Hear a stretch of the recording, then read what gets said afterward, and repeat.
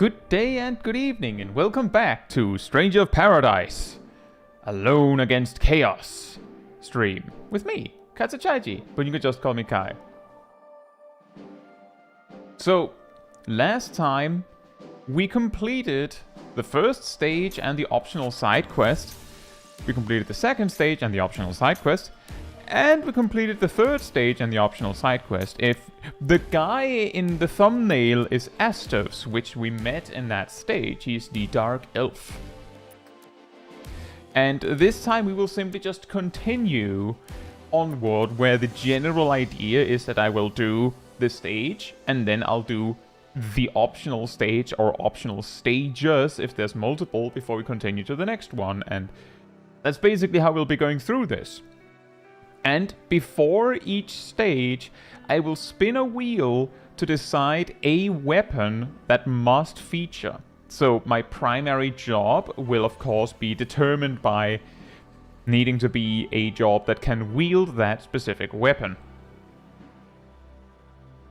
And then the secondary job I will pick myself, which is partly to make sure that I can bring something that I need if I need something for a specific stage, or I can use something to deliberately support the main job and things like that. And that's essentially what it comes down to. And then we will progress through this story. I can also say that this specific upcoming stage is... the boss of this stage is probably one of the few that causes me the most trouble consistently. Now, with that said, hey Nox, hey Mizanashi, hey Kitsu, happy birthday. Hey Zaf, hey Lana, hey Taldemar, hey Sally, hey Fashday, hey Agent Monica, hey Bertwelcon, hey Saras, hey Tabi, hey Ardell, hey Tina Lee. Hope you're all doing very well. Exactly, Wheel of Jobs, Stranger of Paradise edition. Precisely. Now, I actually had to reopen the wheel because my browser was acting weird, so I had to restart it. Let's see what we get. Hey Liam, hope you're doing well. And hey Anza, hope you're doing well as well. We're starting with Lance. Hey Kat, hope you're doing well. We are starting with Lance. Fantastic. I think we ended on Lance last time, which I'm basing on the fact that we used Dragoon. We have any other jobs that can use Lance? Monk can use Lance. That's weird. Warrior can use almost anything. Maybe we should try Warrior then. Sure. Warrior with a Lance.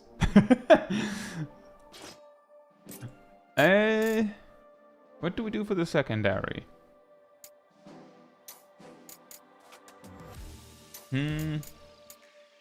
Maybe we just stick to White Mage. I think we can use a different weapon. We can use a staff to make it interesting. Gun? Didn't we roll gun like 3 times last set? I think so. The game's like, yeah, we want you to use gun. Did I stutter? I said gun.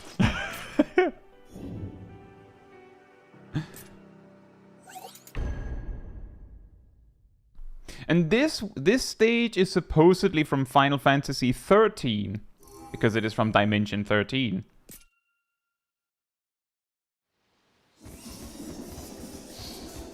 Bats!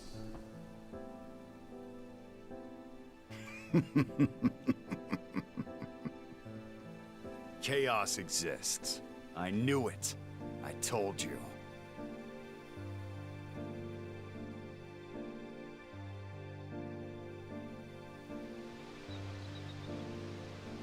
Yep, that was all the backstory we needed for this stage. I've been here before too.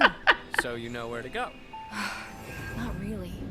It's just a vague sense.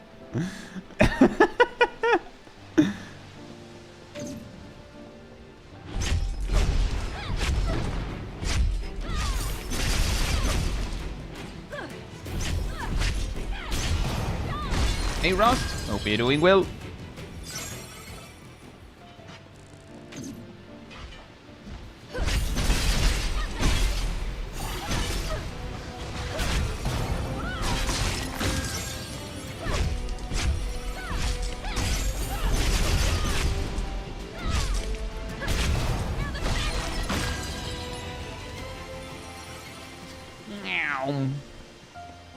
This whole stage has this interesting summer, or rather sunny, weather and rain mechanic, where the stage actually changes based on what weather it is, and you have to like progress through the same-ish area multiple times to change the weather to get further through. Watch out. Sometimes nature gets warped, corrupted, turns into this. What is it? When unnatural power is fused with the natural I had a power, feeling that wouldn't it work. becomes a source of darkness. You're full of surprises. It's just something I heard.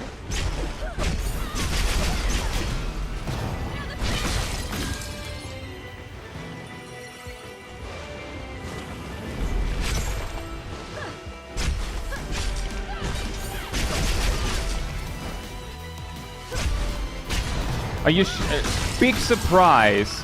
Water magic didn't work against a water creature. Unfortunately, that means that I can't parry and then use your move against you anymore.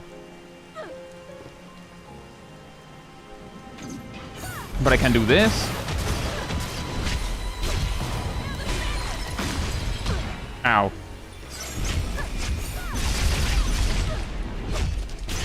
I'm using the secret technique of enemies are less likely to hit you when they're off screen.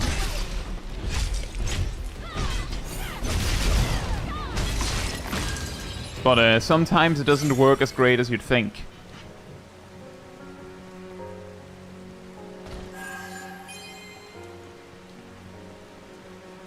Now the finish! You see, just to clarify, you notice it more easily when you already know. This is the way forward. But we can't get through because it's raining. For some reason, the rain makes the waterfall up there.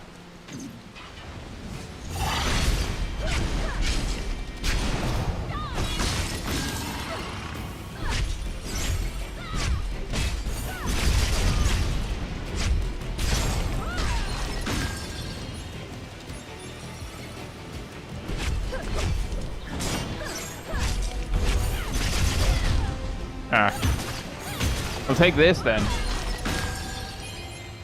Can't have video game character look behind waterfall. Nope. Not allowed.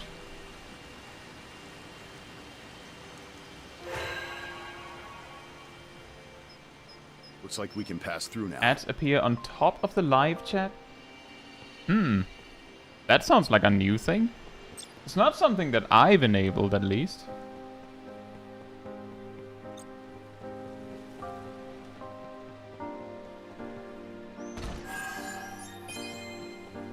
So, I think we've seen this in previous stages as well, but instead of giving us new cubes as a checkpoint, they just give us this rope. So that, like, if we do die, we can get back that way around. Hey, Am. Hope you're doing well.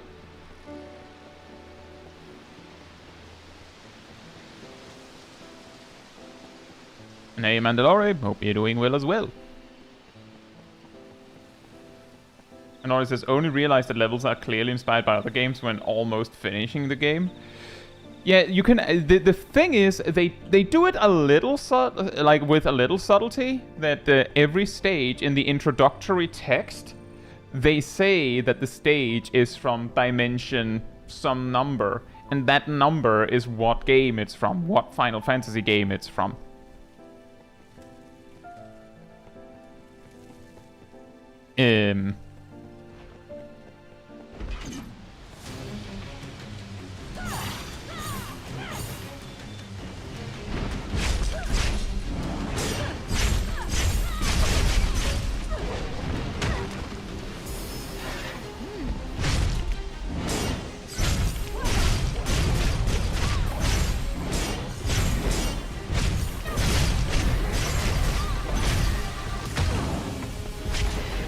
Oh no.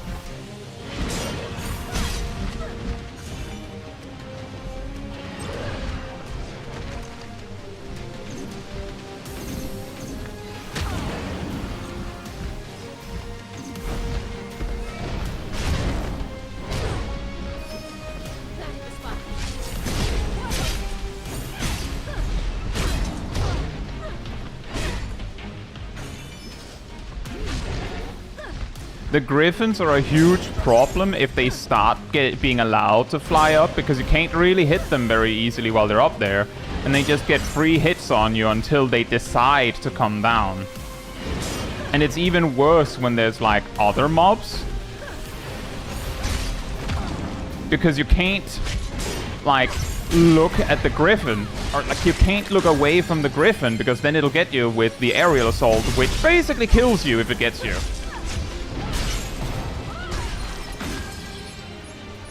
One way I commonly deal with this particular set of enemies, when I use a set of weapons I'm more comfortable with, is I'll just run up and destroy that.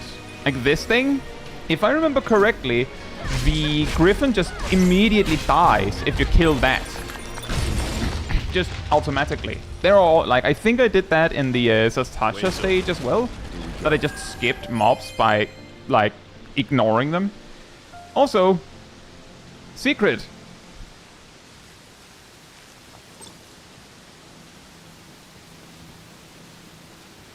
How the hell did you spot this? I'm assuming that the stage that made you realize Mandalorian was when you landed in a stage that seemed a little too on the nose for a game that you really knew well.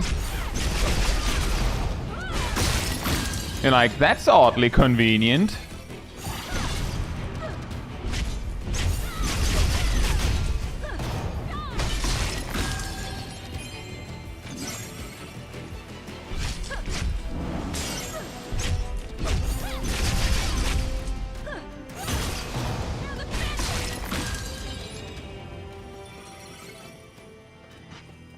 Here's just an item. There's actually something important down in this secret area, if I remember correctly.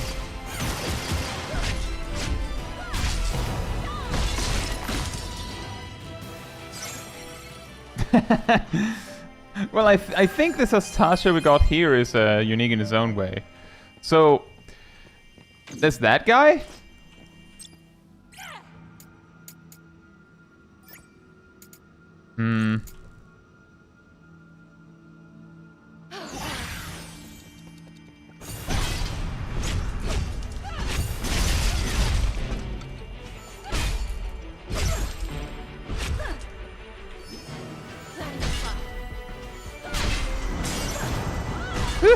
Frames. So the important thing from this secret is this. Memory mementos are the lost recollections of fallen strangers. Discover them during missions to unlock new side missions. Clearing these memory memento side missions will awaken new combat memories within you. I'm not sure what that means. The darkness. I don't remember quite what that means, like in broad strokes.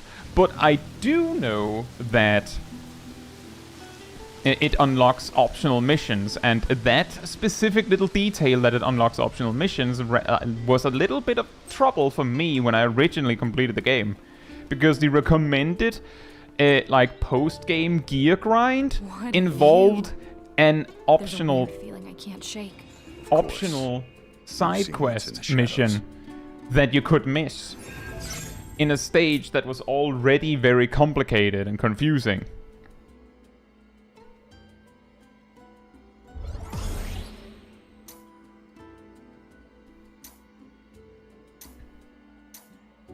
And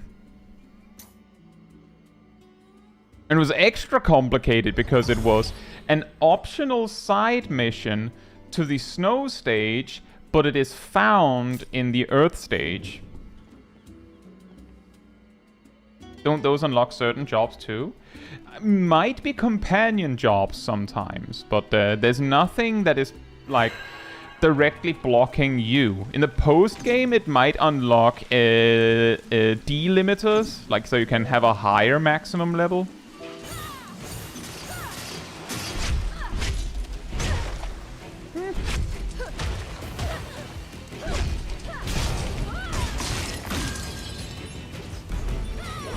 Up. Right. Don't do a charge attack when the opponent is doing that. Turns out that's a terrible idea.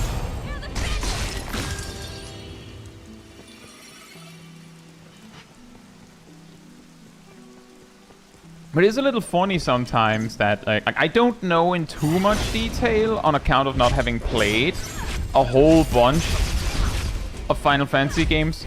But like in the context of like the Final Fantasy 14 stage, it feels like sometimes the stage, like the reference they put in is like really random. Like why Sastasha?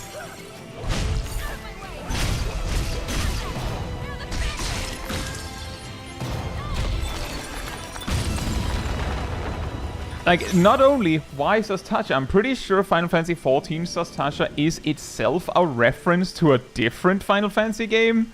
So, like, the one reference 14 gets is actually not a reference they get to have on their own. I guess it's a way to, like, double up.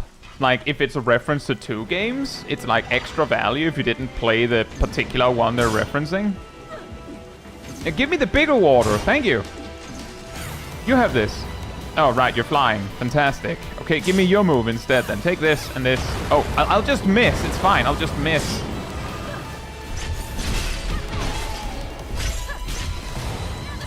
Hey, Gazzle. Hope you're doing well.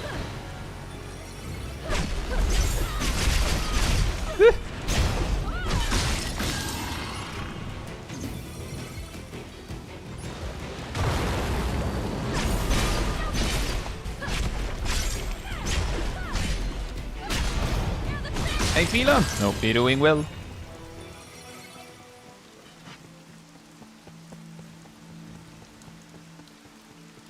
Yeah, that also makes sense, Bertwellcon, that maybe the reason why it feels like that is that they didn't pick a stage to, like, represent that specific game well. They just went, well, we need this, this, and this, and this for the journey. Which game do we reference with that? See, here, the rope is used differently because, I actually didn't show that. This is the way forward, but we can't swim, as it turns out. We can't swim. So we changed the weather, which for some reason there's an item to do that with. I don't know if that's a thing in 13. But now we can proceed. The funny thing is that it's used consistently throughout the stage, but if due to the way that the stage is structured, like there's not that much you can really do with that, I guess. Oh. I sorta knew that there was a guy hiding back there. I just couldn't remember if he was going to be a problem.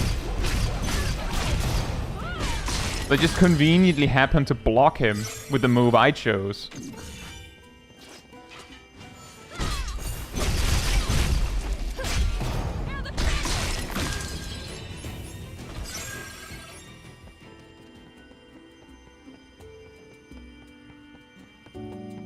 At least they didn't make us do Praetorium.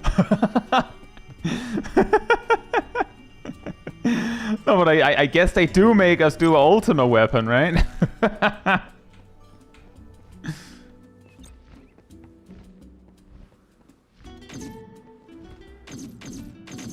Yeah, it's a Hagen. Hey, Nia. Will you see you by yourself? Who knows? Maybe I was alone. Shove.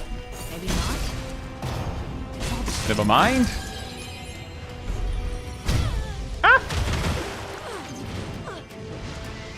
That is the weirdest iframe I've ever been a part of. I'll just dodge this other move by being hit by an even more powerful move. It's fine. Oh, never mind. It's okay, I didn't want your loot anyway. Bye.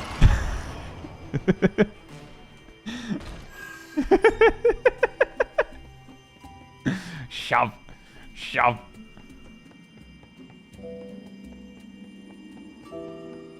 Guys, cutscene but interrupted by chaos.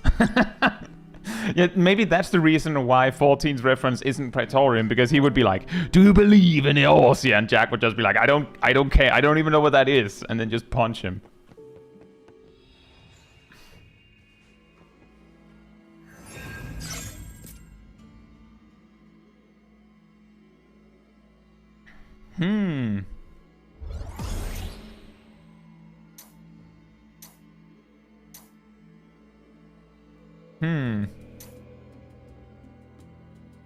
Oh.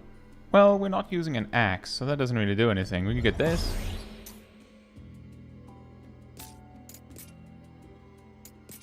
You get any new upgrades?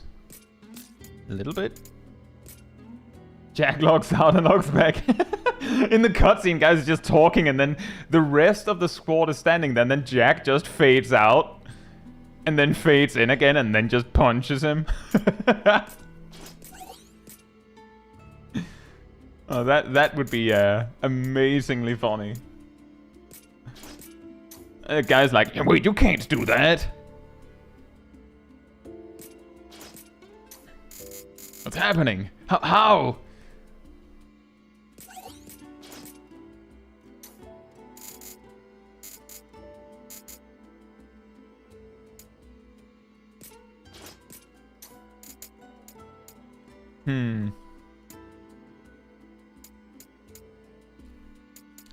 You know what's funny with the accessories is that sometimes, because the item level doesn't matter on the accessory, sometimes you'll find like something really good really early, and other times you just won't. Like on my other save that I'm like playing through a little bit on my own, which is where the preview footage is from, I have an accessory that is like +6 strength. Here we have like, I guess 3 spirit is fine. Like, it's better than this. It's better than this, but it's not very good.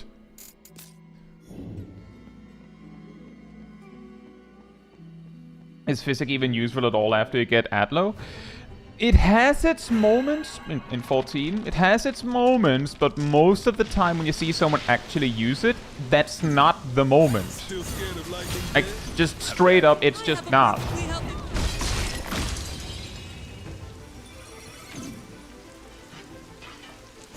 Blarg!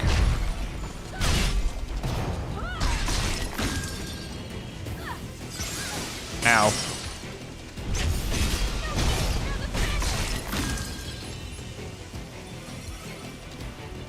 Give me that. And take this. Hey time! Hope you're doing well. I bought the game a few weeks ago and gotta get back to play it. It's fun. Fool's Missive 10. Vexing though it is, the Dark Crystal's special features erases memories upon every return to this world. So potent are its effects, the man can't even remember his own name. Strangely enough, it appears that the effects of those phantoms on the others are more ambiguous, leading me to believe a portion of their memories are somehow retained intact. Nevertheless, I suspect the only fact they can recall clearly is that his particular powers are required for our little plan. Still, this should be enough to capitalize on to gain their assistance. I will need to continue to observe them during the next cycle before I make any overt moves, however.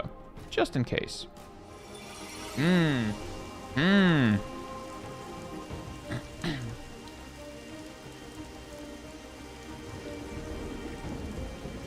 Tyrant plus Liberator?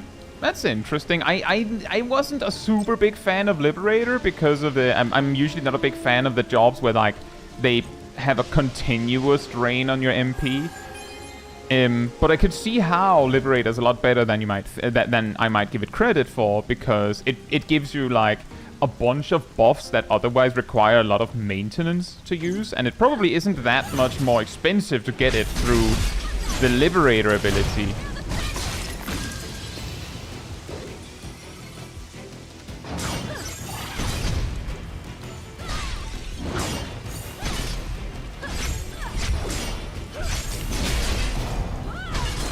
But I also didn't use Tyrant that much. Although that one doesn't have that problem.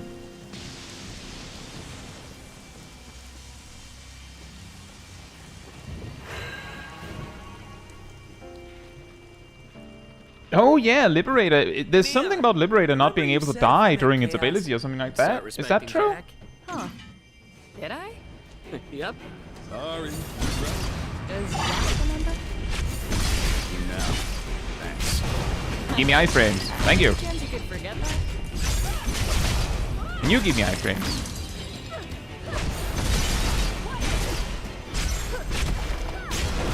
And you give me line of sight or something, I guess.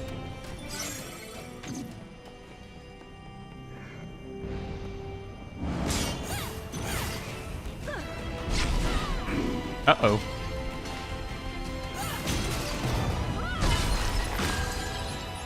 Wait, didn't I get hit by something? Why? Oh, right, the war cry gives you regen. I don't use warrior that much.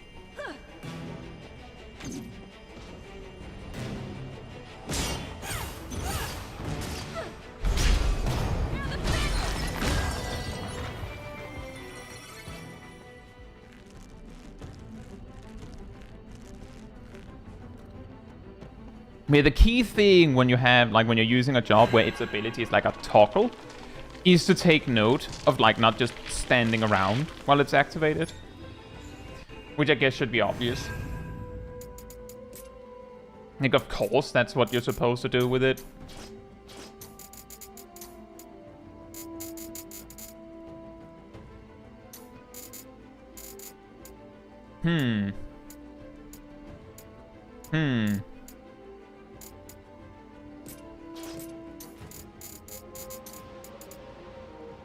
More item level. Let's just do that.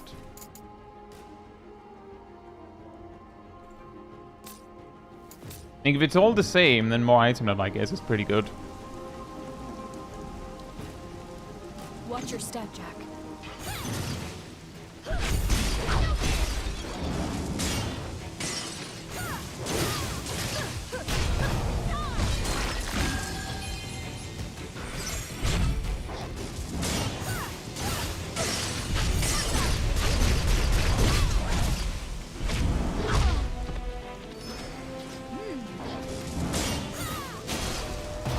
Not my smartest move to just tank their hits while I'm standing in lightning.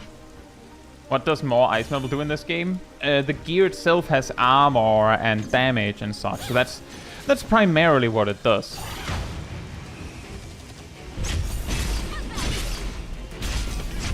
I can't recall if it does anything other than that, but it's mainly that.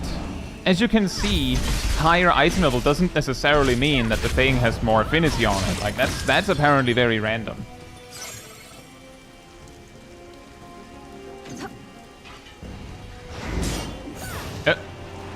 Okay, bye.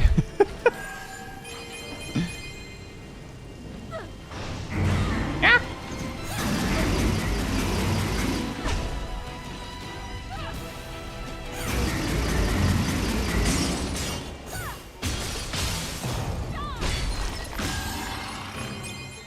You don't necessarily need higher item level. Like, you don't need to be that hard on, like, on top of it. But it's kind of nice to do that if you don't know what, like... It's not a good idea to have, like, item level 20 stuff when the stuff that is dropping is 60 or something like that. Affinity is tied to rarity. Somewhat. It's still, like, there's a random variance to it.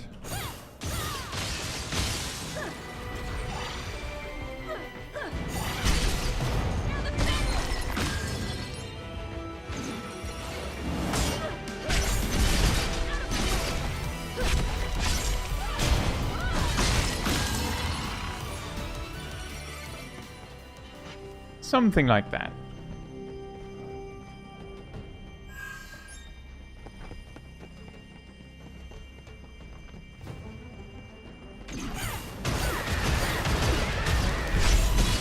Uh-oh. I'm getting hit a lot by these awkward moves. Go! Into the water! I said, into the water! Okay, I guess it doesn't go in the water. Iframes.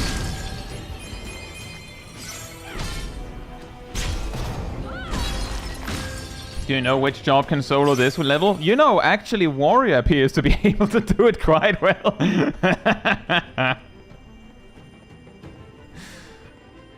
What a coincidence! The only problem is you need to bring a spear. And Warrior don't normally do that.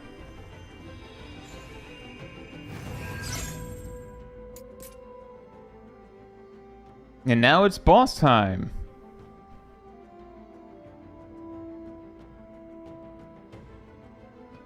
And yeah, basically, what I was talking about with Liberator is that if you compare it to something like White Mage, just at face value, White Mage can use Protega, Shelga, Regenga, Hastegar to like just give the whole party less physical damage, less magic damage taken, passive healing, and a speed boost, like double animation speed.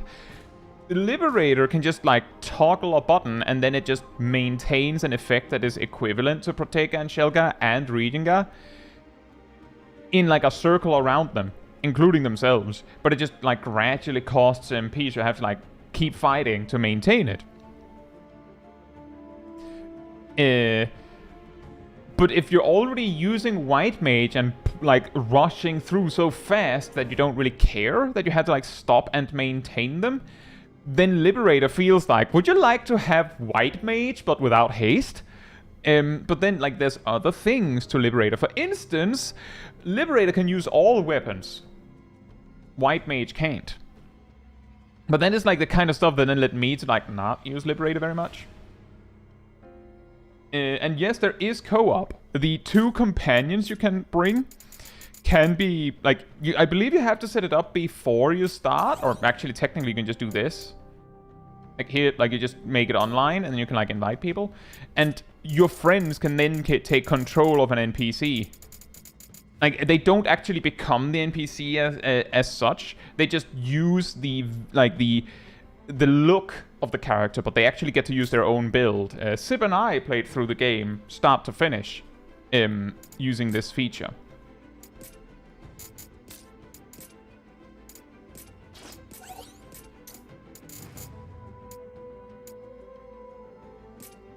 So yes, if you want to play through, it does have a co-op option. But just a real quick warning about that. I believe the co-op option is completely not cross-platform. As in, if one of you have it on Epic and one of you have it on Steam, not compatible. If one of you is on like a console and the other one is on PC, not compatible. It has to be on the same system. So that can be a little bit awkward.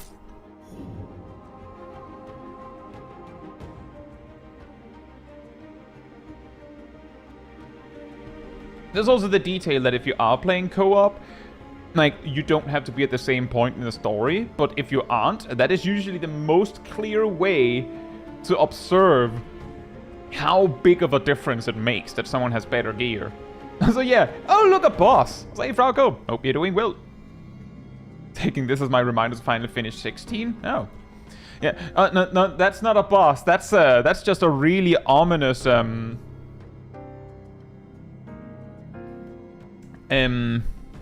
that's it's like how when you go into like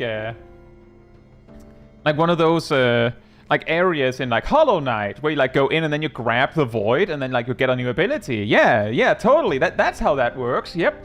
We're getting a new ability, everyone. What a strange plant that is. Yes.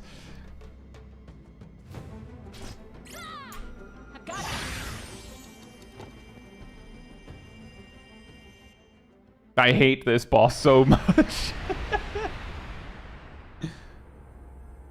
And we might actually have to go multiple tries on this one.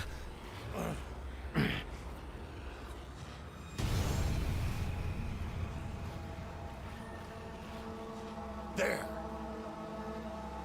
What are you? Answer me. Well, they know what you want. They decided to just punch you. You finally ask for clarification, and then they punch. Uh-oh. Ow. That's not a good start. Can you not spam your grab move? That hit the spot.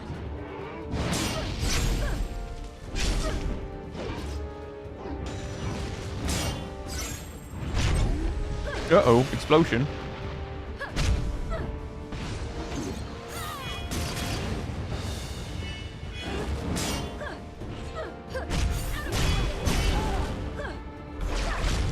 Can you not do that? Maybe?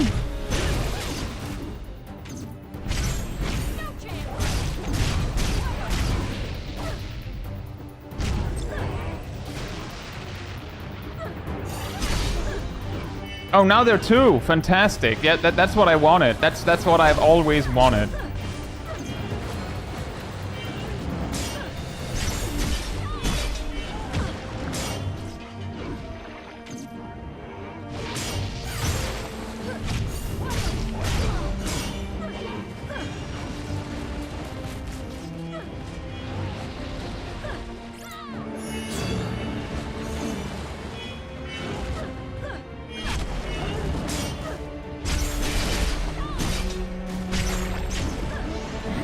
The thing that I don't like about this fight is that unless you can really bring it on the damage, then you often will have to like deal with them cycling multiple times. Like that. Like now there's a whole nother round. Now I have to do it all again. I think? Maybe. Actually, I see I'm doing break damage to the core itself when I'm hitting them. So maybe...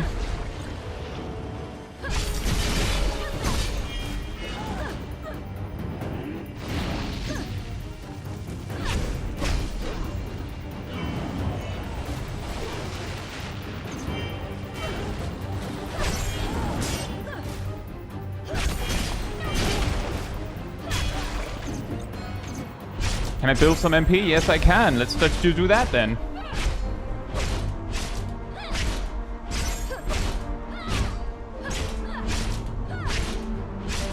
It's free real estate.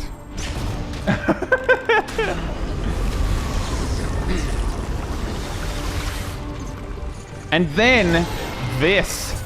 It's all fusing together. Oh, it's losing control and fast. Chaos wouldn't go down so easily. Let's stamp this thing out. Crack, which it just used, is actually really handy because you can, like, all of that goop that it is dropping on the floor, it can detonate it like a bomb, like a whole bunch of mines. But you can use crack to delete them, so that you can find a safe space. Also, yeah, that actually does cause frame drops.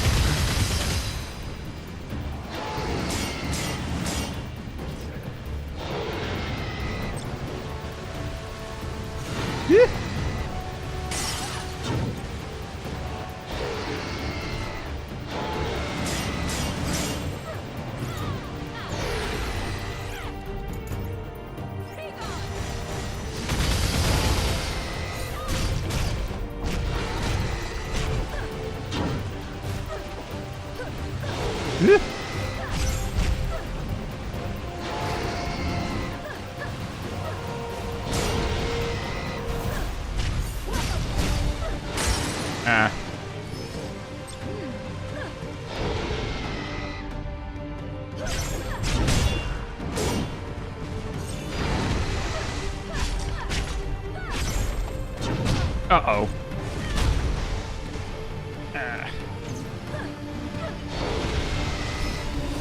I'm getting a lot of those grabs today. It's not very good. I shouldn't be doing that.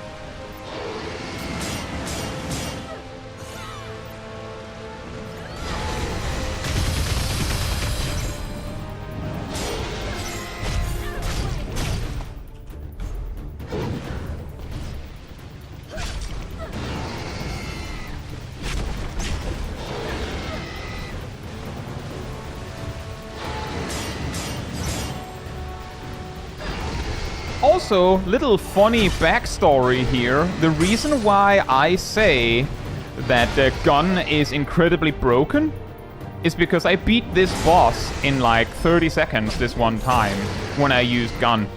Specifically by using gun. I haven't been able to do that with any other weapon.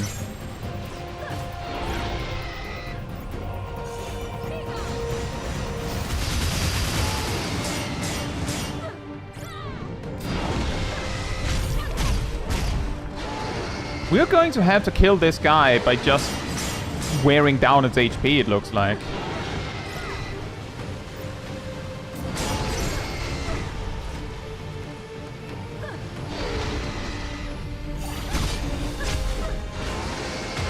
Ow.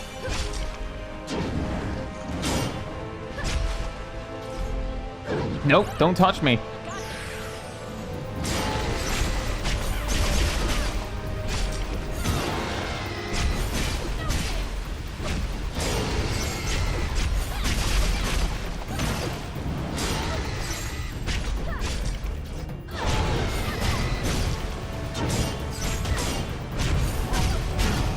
Got him!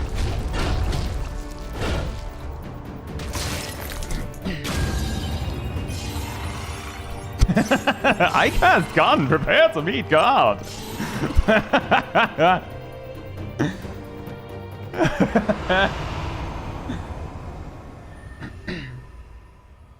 That's all?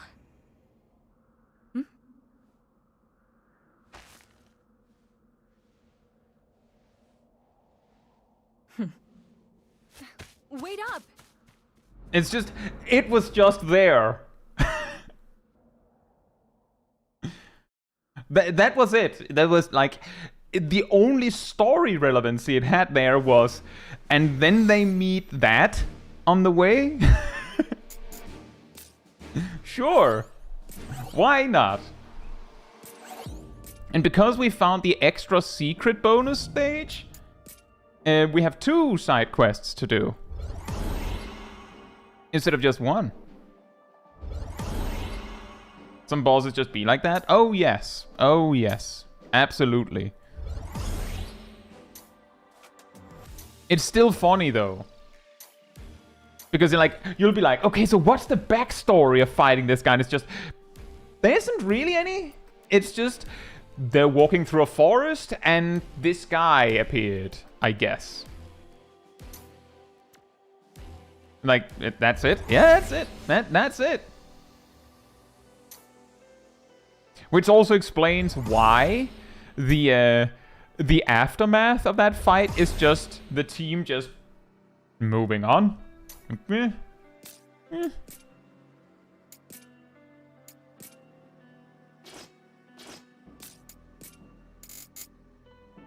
It made the mistake of existing on our path. You shouldn't have chosen to appear there. The one mistake you could make. Spawning on our journey.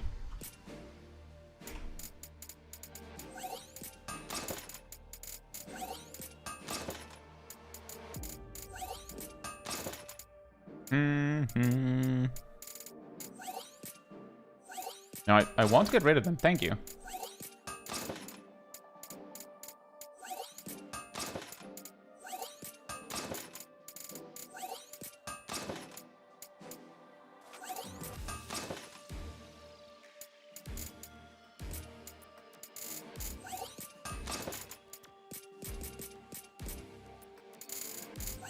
That's a lot of chest pieces, but I guess we got all of them out of the way. Yep.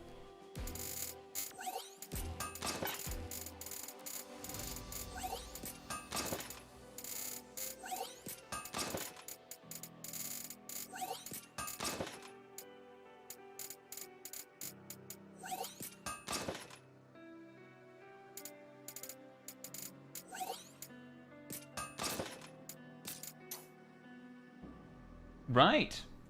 Let's see what weapon we're using for the first side quest.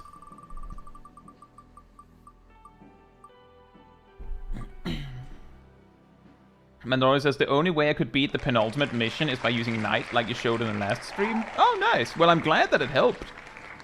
Also, sword time. So that's regular sword. That does mean we could use Knight. What could we also use? Let's see. We should have some anima shards. We don't have as many as I'd hoped. We might be able to get something. Something fun.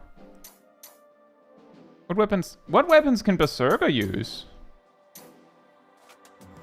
Not regular sword. Okay. I vote monk. Monk can also not use regular sword. Also, hey Lemon, hope you're doing well.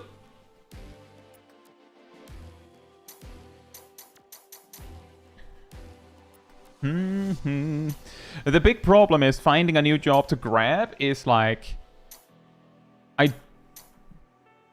We could do this, can we? Oh, we can. Fantastic. This is going to be really silly. We're going to grab the one of the gun jobs and then not use gun on it. That's funny and different and weird. Let's do that. Yep.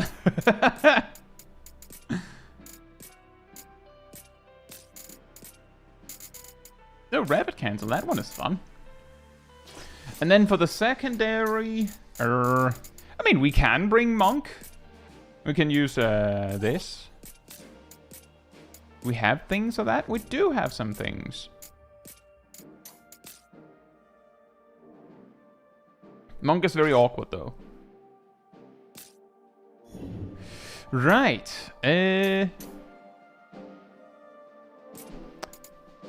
Let's start with the rematch with this specific stage. Where we go in reverse.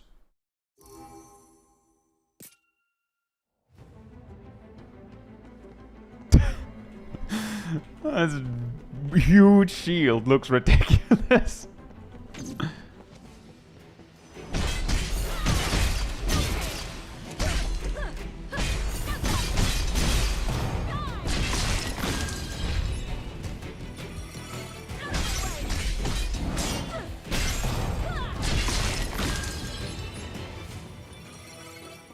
The side mission, yep.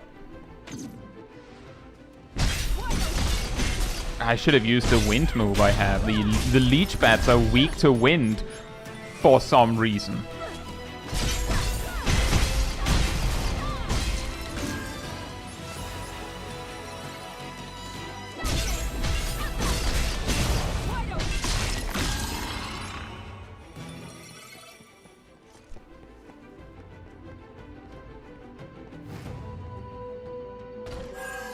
Can you repeat missions to grind jobs and levels and enemy shots? Yes, you can. Not only that, if you use you can, just like we can use anime shots to power level a job, you can also use anime shots to level up gear. It's very expensive, but technically, there's nothing preventing you from just grinding a previous stage for anime shots and then just level your gear until you're like... I think, like, there's a limit, but I think you can get, like, 5 or 10 item levels above what's dropping in the next stage. So there is an opportunity to, like overwhelm the game with levels. I'm just saying, if you think that's fun, not gonna say you can't. Do what you think is fun, right? Just have fun with it, enjoy the game. But if you're playing on hard with no companions and then you're like, it's so hard that you need to do that, if you're doing it because you have to, just like lower the difficulty or turn on companions, do whatever. Like, you don't have to do it like that. If you're having fun with it, go ahead, but you don't have to do it like that. Like, you see this, I'm playing on the hard difficulty, so you could just use the easier difficulty if you're having a hard time. And, like, I'm just saying, there are 2 easier difficulties. So, like, there is both, like, a supposedly story mode difficulty where it's, like, it's really easy.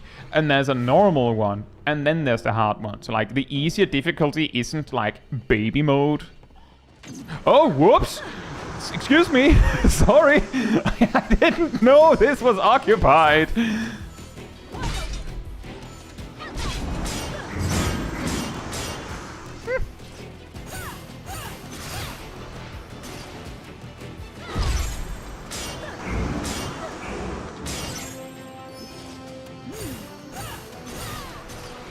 This is really awkward.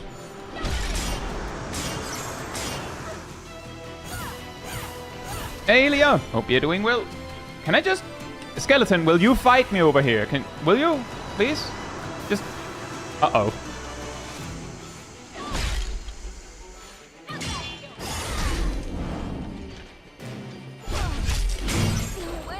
I think we're dead. How are we not dead? Ow. Well, I'll be back. I'm coming back. I'm coming back around. The big mistake I made there was that my secondary doesn't have a ranged move. So I can't really do much. And yeah, also that the post game of Stranger Paradise is repeating missions. You can just block this. You can. It will reduce the damage, but it will still hurt.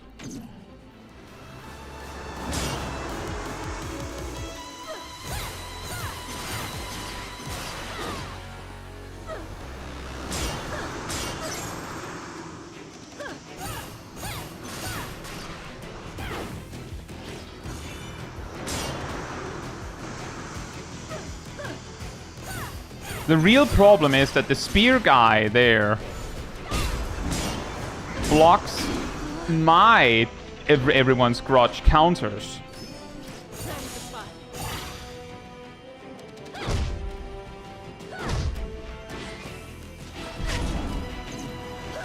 Bro, I finally had an opportunity and then you just meme on me like that. Excuse me, I need some iframes. Thank you.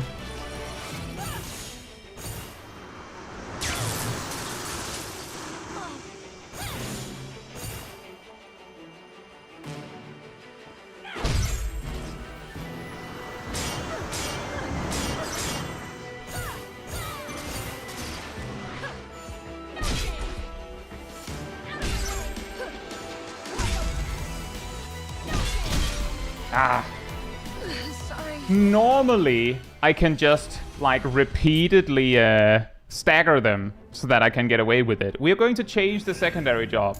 This is not working. As it turns out, Monk isn't adding anything at all to Hunter. So we're going to have to try something else. Sure, Black Mage. With a gun! Wow, we haven't found any good guns recently.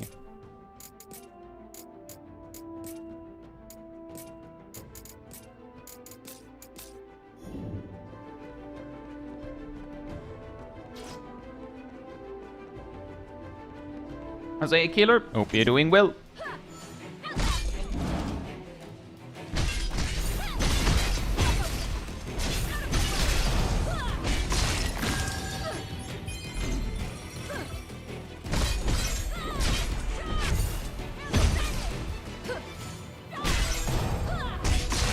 American magic.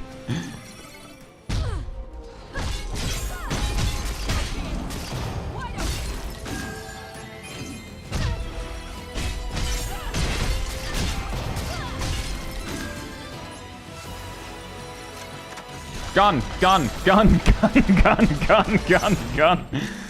Gun, gun, gun, gun. That's about as silly as gun gets, but I brought Black Mage for a very specific reason. I think I showed it off previously. It's actually possible, given how little that murder barrier, as kids have called it, cared. It's possible that it just won't work.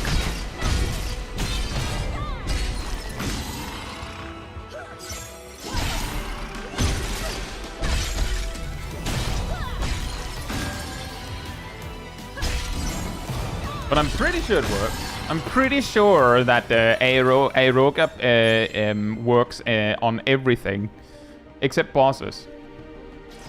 So we're going to try that. Hey guy, what you doing? Hold this. And this.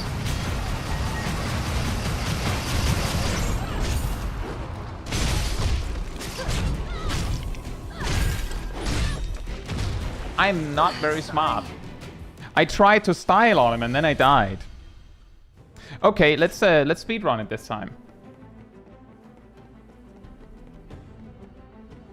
Excuse me.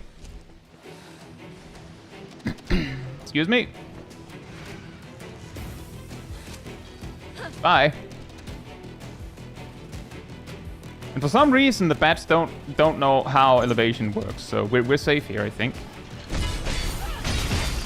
We're killing these because they can sneak up behind me while we're fighting the Tonberry if we don't.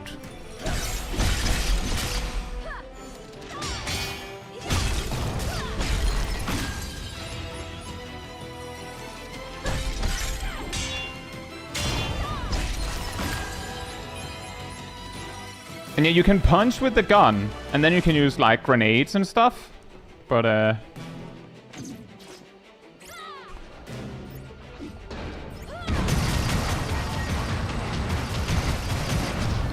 excuse me? I need those.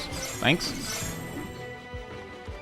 I'll be back. I'm coming back. Just a moment. I'm just gonna reset this duel. Thank you very much. Bye.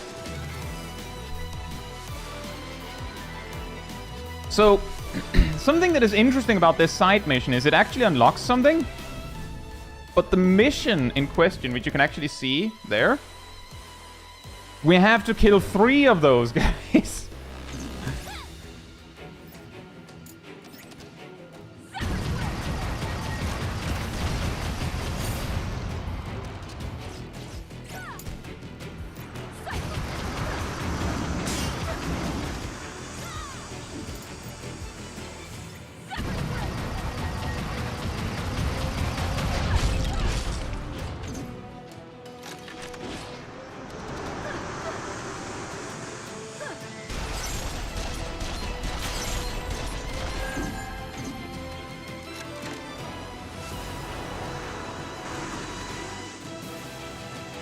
A different angle, Kitsu?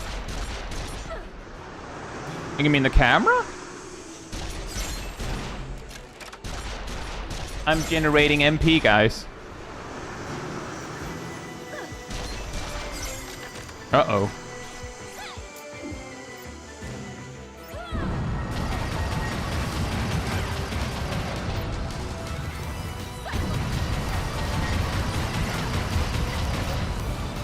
They call it Wallbang Incorporated. Now we can finally get back to actually completing the stage. That felt a lot harder than it needed to be. I feel like my attacks didn't do as much damage as they normally do either.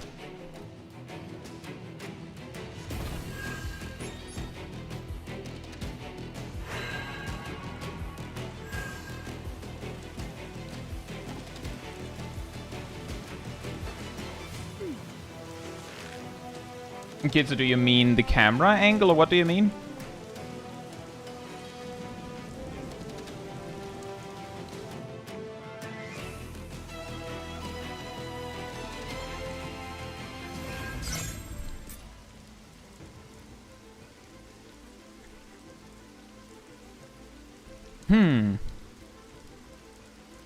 Let's try and go... Let's grab this and then go straight. So we can get the next job.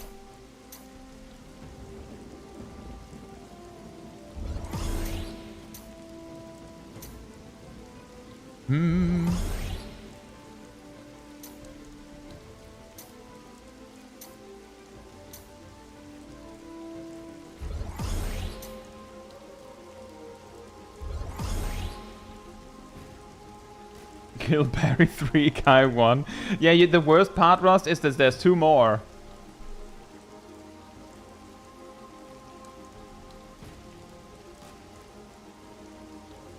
Can you unlock all nodes? Yeah. But the max level on every job unlocks everything.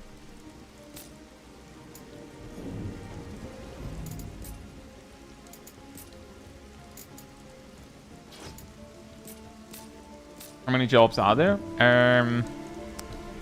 32, at least in a story playthrough. I believe there's there is a job that is there's a few jobs that are not available before post game. Wait, what am I in combat with? Huh?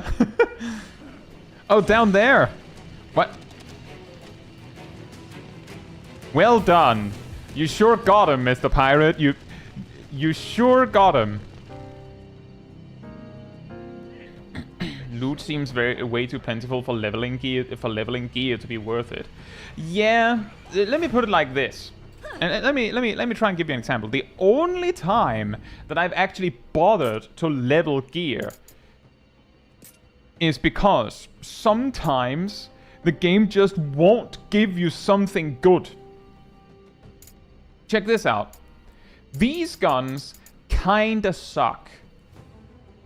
They give agility, that's okay. Strength is generally better for physical damage. Like, agility makes you do more critical damage, while strength gives you more physical damage just in general. So if you're using the gun anyways... But this gun has affinity on it, and I don't know why, but in a story playthrough, you basically never find affinity guns.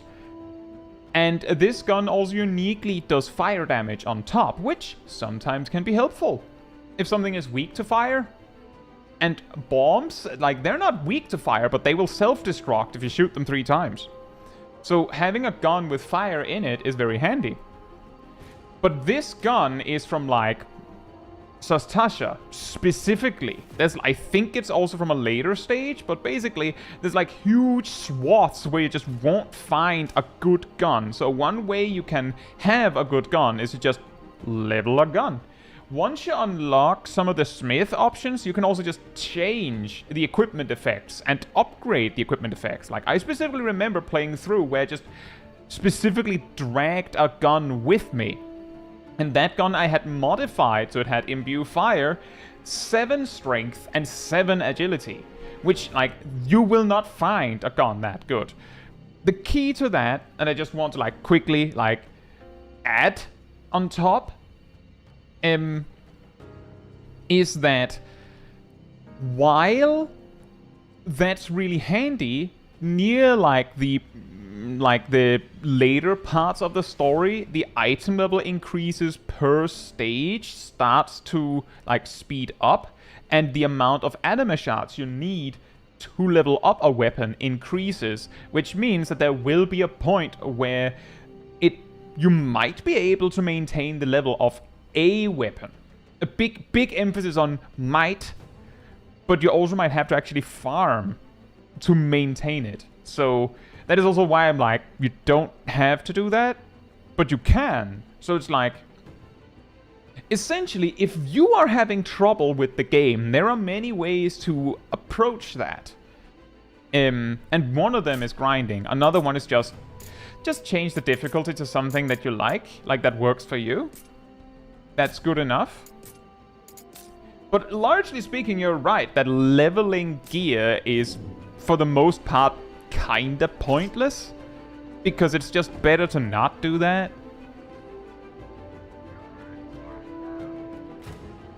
Oh right, I believe there's a tonberry down this way. That is the reason why we have to go down this way.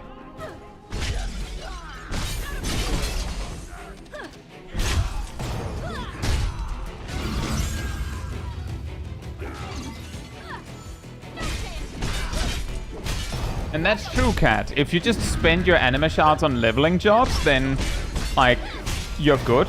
The trick there, of course, is if you know what job you want to use from the very beginning, then you'll just go unlock that, and then, like, get any skills you want for that.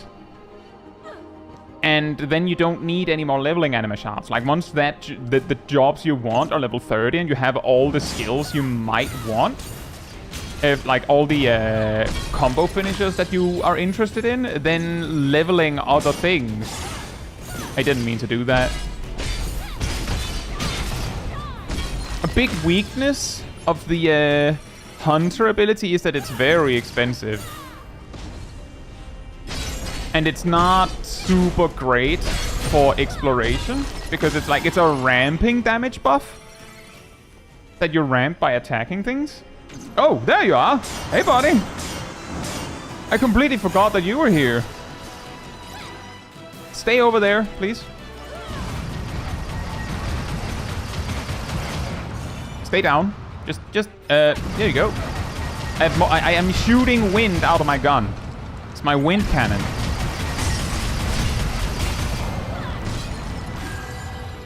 the first playthrough will be a bit overwhelming. Yes, and also I just want to note, and in addition to what Kat said, is that if you're trying to make sure that you always equip the best gear available to you, then you will probably spend a large majority of your time, like every time you do a fight, you'll be like, alright, what gear did I find? And then have to check again and again and again, which isn't necessarily a problem, but there is a reason why I only check briefly whenever we reach cubes, because otherwise 50% of the stream is just me menuing.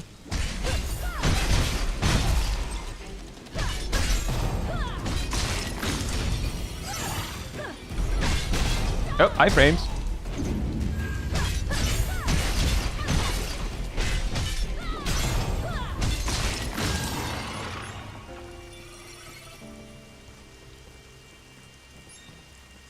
Just equipping some fresh affinity gear before mission seems fine. Yeah, that also often is perfectly sufficient. But if you are having trouble, it's not like it isn't bad to like try to focus on it. But yeah, also like if you put more emphasis on actually getting good equipment, like equipping the best you have before each mission, then like you don't, like instead of just like shoveling through the equipment you do find, you just focus on putting on the best you have. And then you can, for example, spend more time on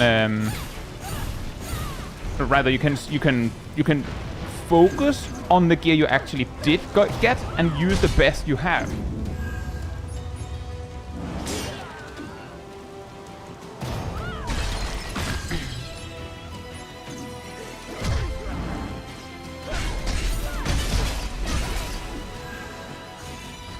Answered plus Mighty Strike combo didn't feel as powerful as, for example, just using Tyrant buff. Well, the trick here is that, Manori, you can use all three. You can do all of that at once. Okay, this is going to get really silly. We're just going to carry you. Bye-bye. Bye. Oh. The Sahagin is just as confused. Like, did you just do that?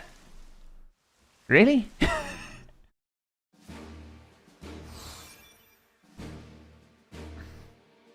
I mean, a key thing that is that I would like to point out. This is also something that I read like that I had trouble with on my first playthrough is that if you're just, and that's also why I'm not doing it as much here, is because I'm stopping and starting a lot. But if you're actually keeping up the momentum, just go, then just buffing up, running at a pack, killing them, running off to the next pack, you will basically spend, you will recover the MP you used on your buffs before they run out, and then you can just maintain them, and then it doesn't matter that you have Blood Weapon, Mighty Strikes, Lancet, and also like maintain haste from a mage or something, because those 4 mana bars you've recovered by the time those buffs run out, and you'll just maintain them throughout the stage. But if you're taking it slow, which you probably are on a first playthrough, you might not know where the right way is, then it just won't be as effective. And for instance, just using a single Tyrant buff, which is just 1 MP bar and is also quite effective, is probably going to feel a lot better and a lot more efficient. And it is. Like, that's also the, like, what I said is that, like, I didn't like using Liberator because I preferred paying an MP bar, then I have a buff for a time, and then I can pay another one, where Liberator, you just click it, and then you just have it, and then at some point they're like, oh, you ran out of MP, what a shame. Like, it's a preference thing as well. But if you're going and maintaining momentum, then it's not nearly as bad, you could say. Mitsu, hope you're doing well. I'm doing pretty well myself.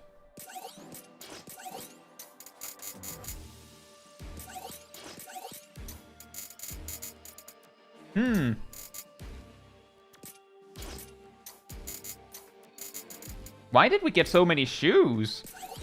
That's really random. Oh, just general magic damage?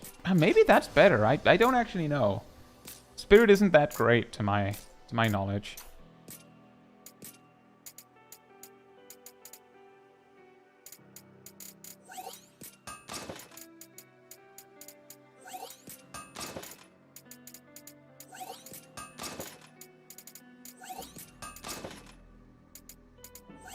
Oh, wait. Why is it sorted like that? A lollipop pizza. Hope you're doing well as well. What? We're not getting any new daggers with affinity on them. It's over. They've decided that the distribution of those things are gone. Also, no more new guns with affinity on them. It's too bad. You needed to invest in an Altair when it wasn't too expensive. With Tiamat, it's always fun to circle through every element just to never find an enemy's weakness. I could imagine. See, actually, here's a tip for that, Mandalore.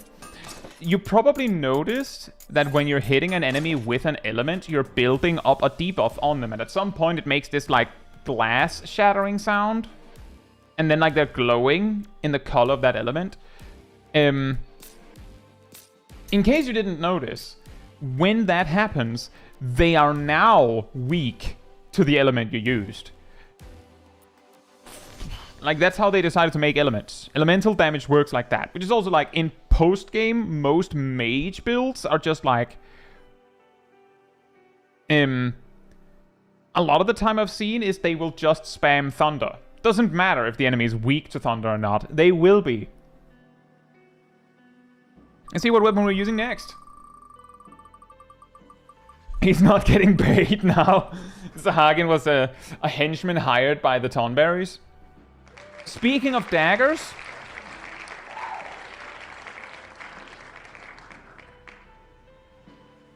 And play that sequel, is it good? This game, Mitsa? What do you mean?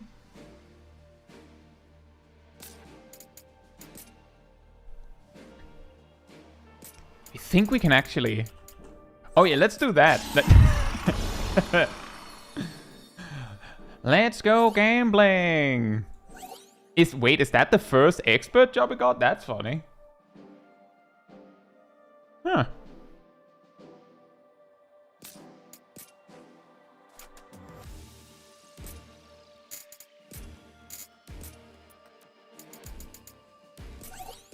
Oh boy.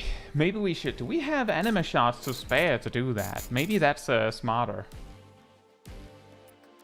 Or maybe we'll be fine. Why... You see, we can level gear up to 42. Meanwhile, what we have is like 30. When I said that you can just, like, if you want to, you can just over-level stuff. To, like, overwhelm battles, if that's what you want to do.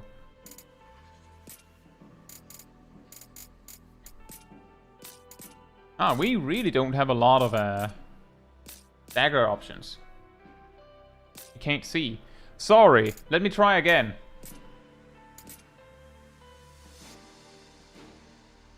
See, look! Maximum upgrade level is 42. Thank you, cat.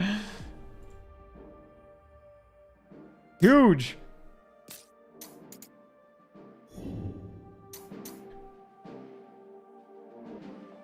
Oh, right, I forgot to change my other job.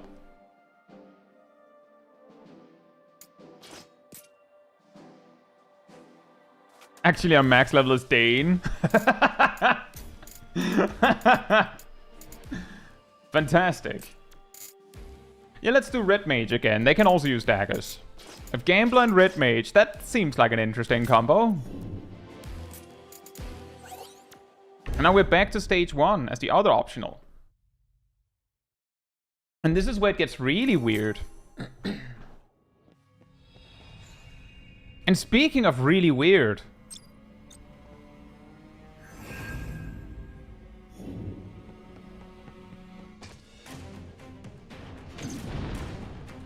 Let's go gambling! Really? Did you see that? Our first gamble was nothing.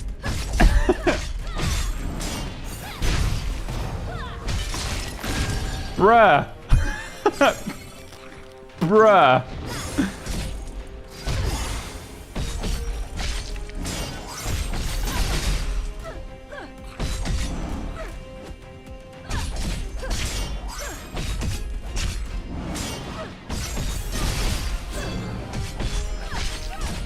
Ow. That is actually impressively, amazingly annoying.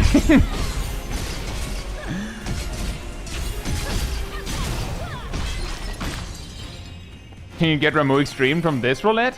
Thankfully, no.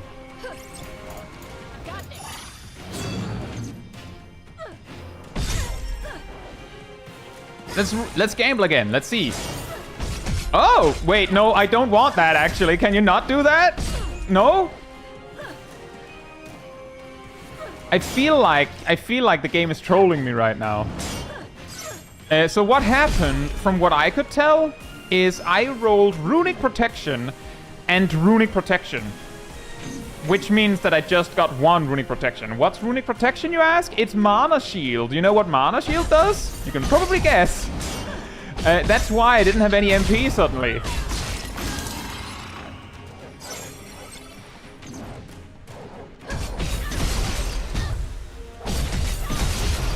So far, we've gotten a kinda unhelpful buff. Too bad.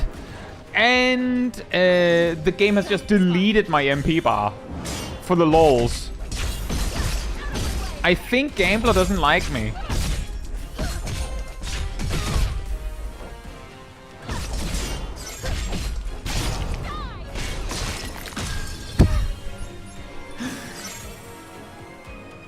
Seems like gambling, all right. Yeah.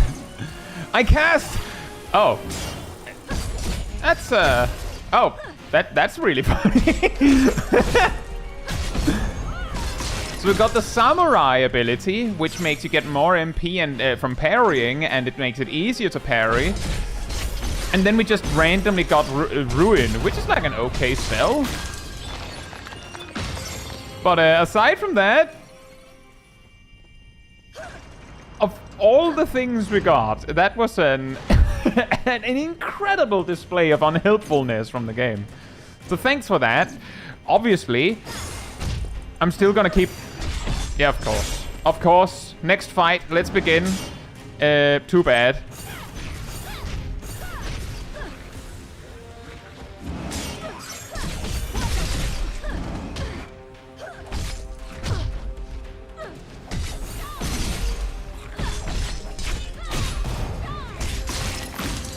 Can you modify the gambling wheel? No, it's actually it's random what things are on the wheel, and it is also well, it's not fully random. That you can slightly influence what's on it in two ways. One is that abilities associated with things that you have affinity with has a higher chance of appearing. So you could, for instance, increase the likelihood of just randomly casting Ultima by having a lot of Sage affinity. Oh, Blood Weapon. You know what? That's actually okay.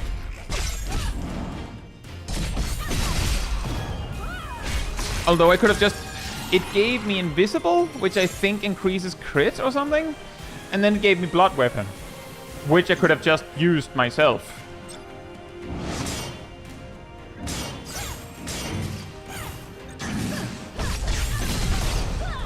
But yeah, one way you can influence the wheel is the jobs that you have affinity with are more likely to appear.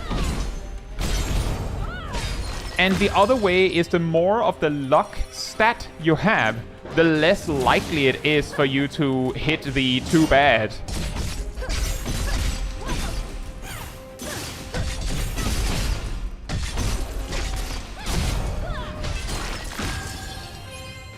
But man, I feel like the game doesn't like the idea of me using Gambler at all.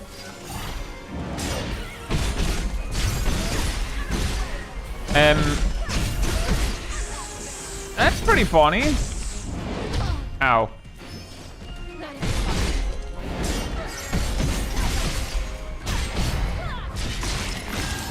So we got a buff that makes me do more damage and take more damage, and then we got a buff that makes dodge do this.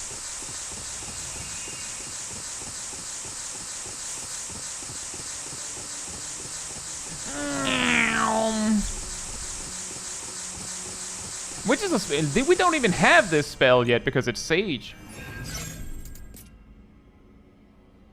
I think it's the last time Kaiser plays Gambler. What? Nah. Well, maybe we'll be back to it. But man, I feel like the game really. Was it very loud? Sorry.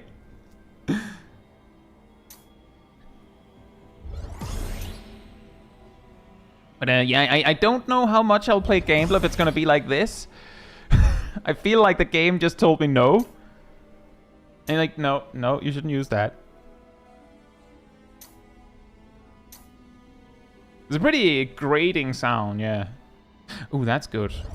We want sneak attack. That's good.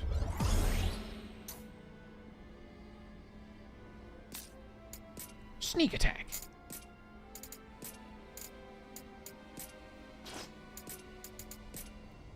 Relative to Vortex, I learned that sneak attack, I'm pretty sure it was sneak attack, does like, in addition to the paralysis thing it does, also just randomly does a crazy amount of damage.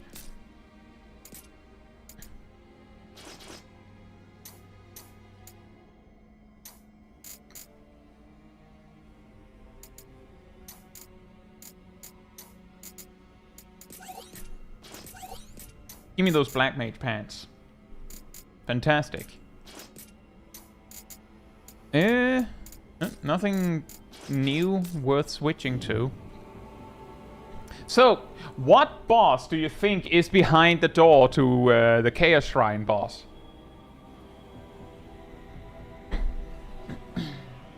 Any guesses?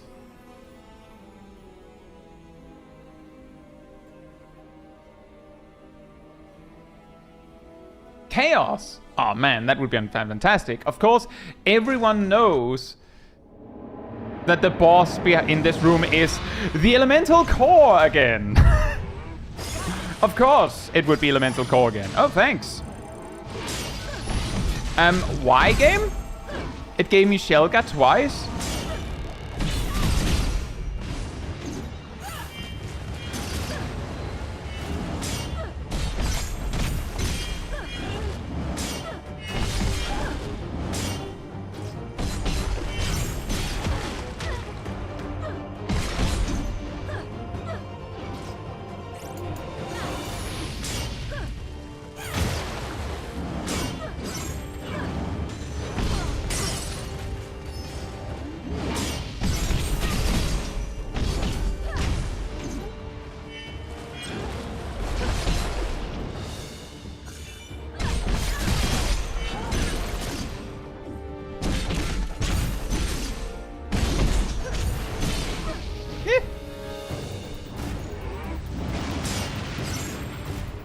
Hey Shaq, hope you're doing well.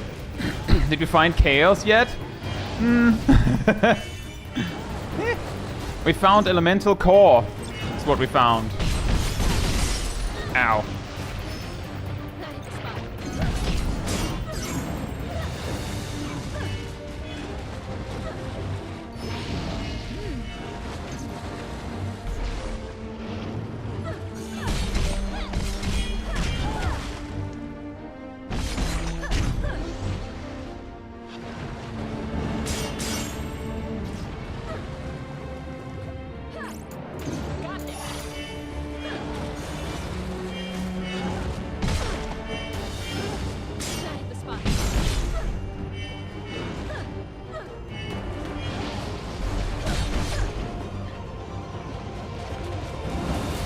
And then he just missed by an inch. Lucky you.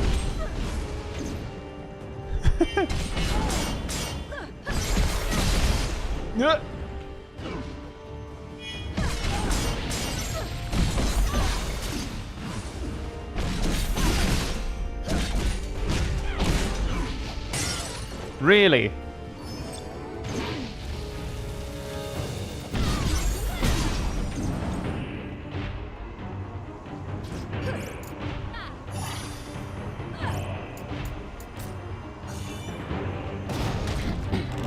be awkward.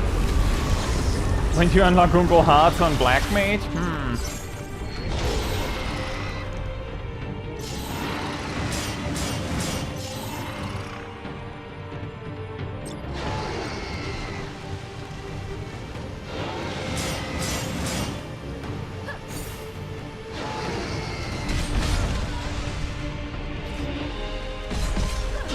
Ah! Yeah, I was trying to recover, but I don't have any potions left. And Red Mage doesn't have Cure, so goofed it a little bit. Let's try that again. I think you're simply not gambling enough. Yeah, well, each time I tried, the game just memed on me and gave me something bad.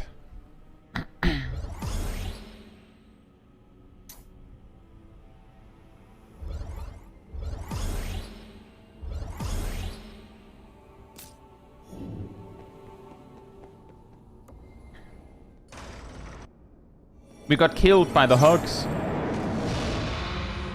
This is what makes this fight so awkward, is that you go through all this and then like phase 2. Oh, I shouldn't be doing that on him.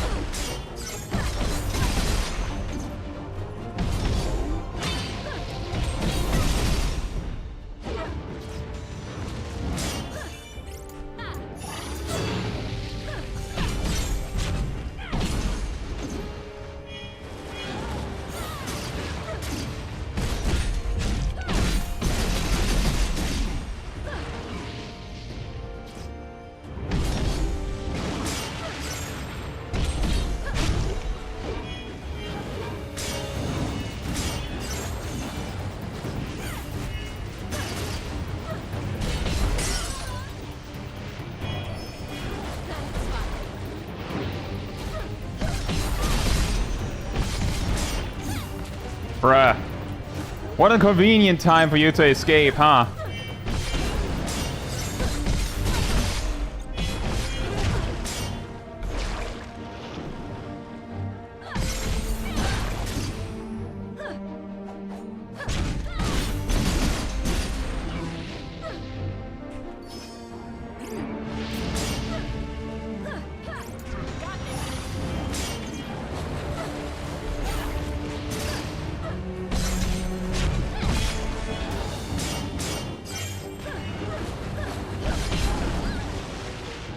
I keep getting hit by that. It's really stupid.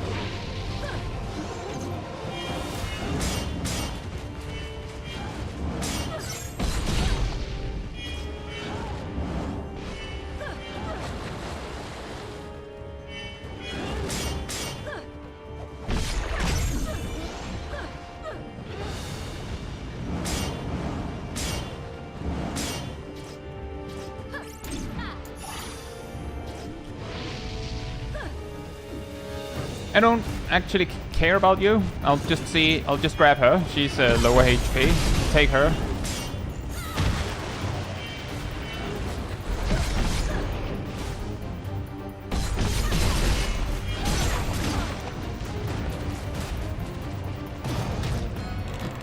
Now we have potions for phase 2.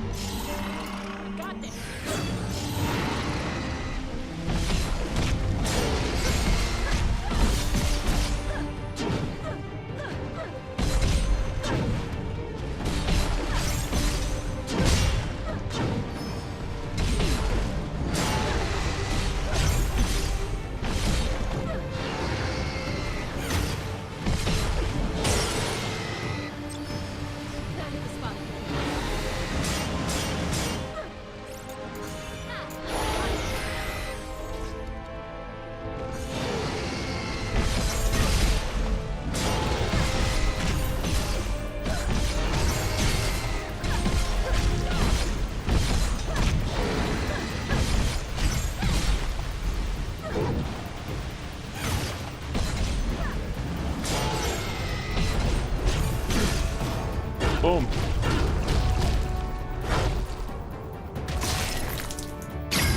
Finally found a way in.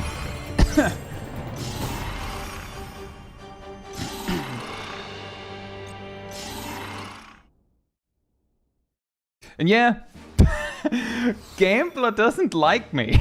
Straight up doesn't like me. For those that missed it at the start of that stage, I used Gambler. First, we got nothing. Like, as in straight up, like, it randomly rolls, uses 2 abilities for the cost of, like, 2 average abilities. And then it just gave us nothing. Then, it gave us, a mana shield twice, which meant it gave us 1 effect for the price of 2. And then, like, I didn't want a mana shield, so I immediately got hit, and then I lost a mana shield and all my MP. Like, over half of the things we got was actually putting us in a worse position than just not using it. That's how bad it was.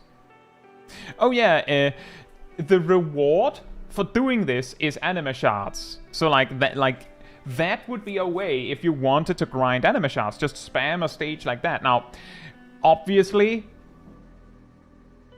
you need to actually be good enough to beat the boss first try. Otherwise, it's probably better to just progress. Not very efficient grind.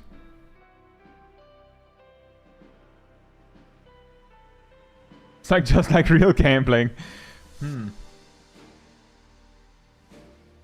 Oh yeah, there's also this. That you have a chance of it just recasting itself with more luck. And that's where roulette starts getting really broken.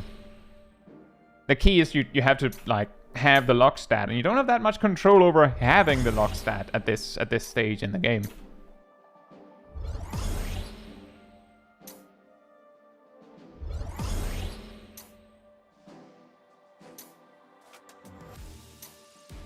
Now, let's see on the equipment. We still haven't found any new daggers. That is actually incredible.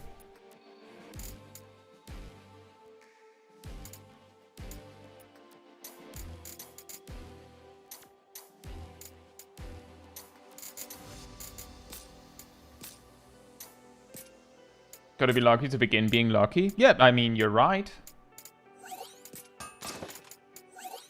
I mean, there is a way to get a bunch of luck, and I would suggest that it probably has to do with using the smith to just put luck on your gear. Like that is the way to do it.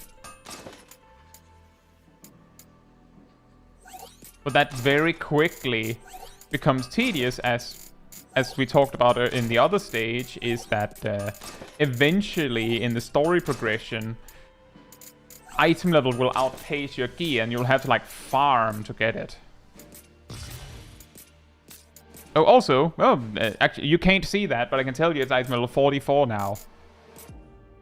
And we still haven't unlocked the ability to change the things on gear. So, like, that also matters. Now, what are we playing for Crystal Mirage, which is the next stage? Jose Perrin, hope you're doing well. Sword. Again. Well, not again, but we did play Sword recently. You know me, hope you're doing well. What jobs do we have that can play Sword?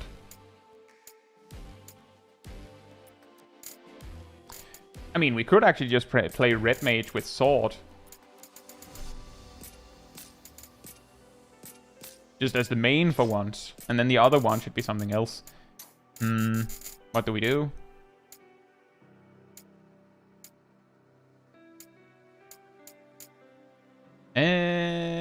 Let's actually just bring Black Mage with a staff.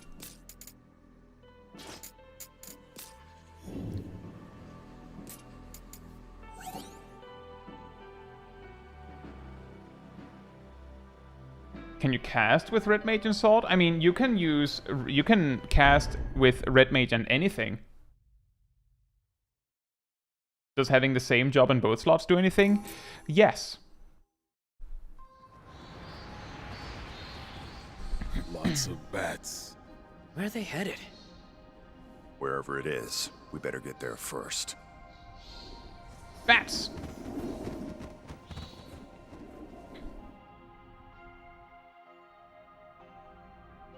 Oh yeah, also Crystal Tower.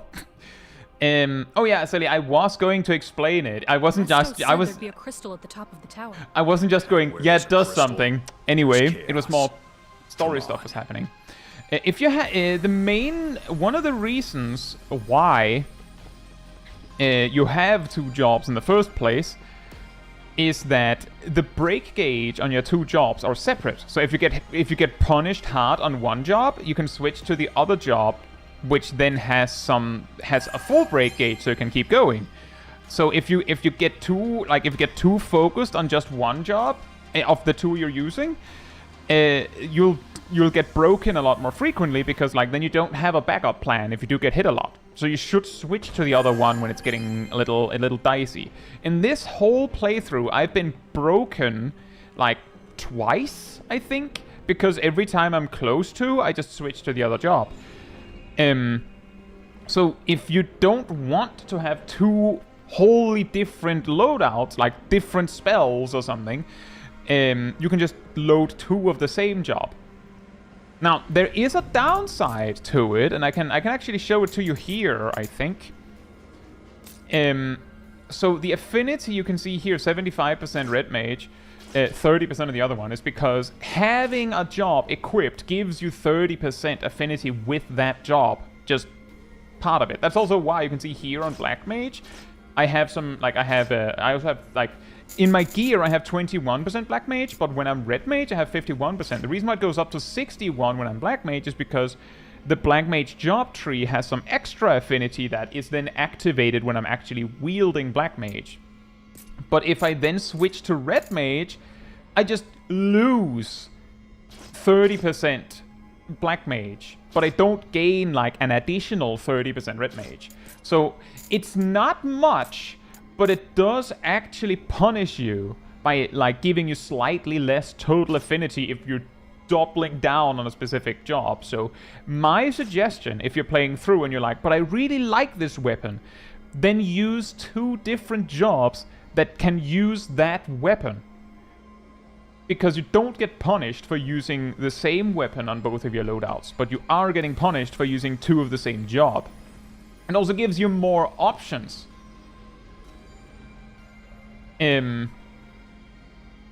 Because like each job has a different ability. Like red mage and black mage doesn't add that much. Red mage has like faster spells, black mage has more potent spells. So like it's more just funny in this case. But you could have red mage combined with anything. Red mage just offers a whole selection of spells, which can be nice. But like just if you want to use sword and shield, you could just go red mage and knight, for instance, or red mage and paladin, or what have you. But that would be my suggestion. Be more focused on the weapon, because the majority of what you're going to be doing is going to hinge on the weapon, not your actual ability. I'll say, Jacob, hope you're doing well.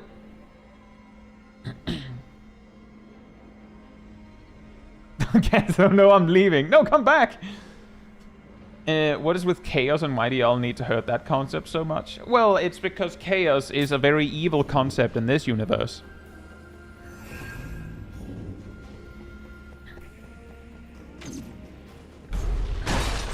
Yeah.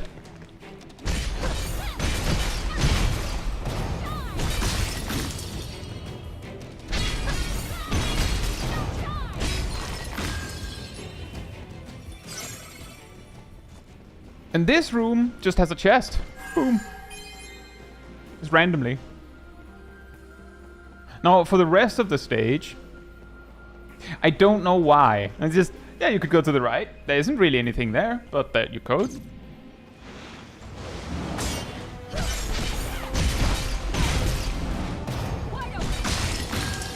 Thank you, wall. We all send our gratitude to wall. Thank you for the wall bangs.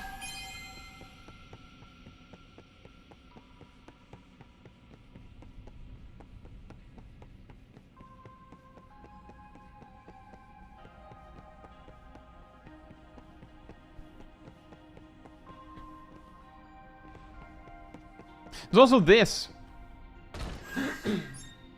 Random chest with loot. Completely unprotected. Next room. Oh, look!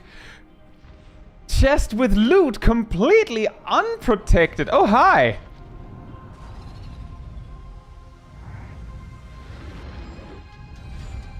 Greetings, gentlemen!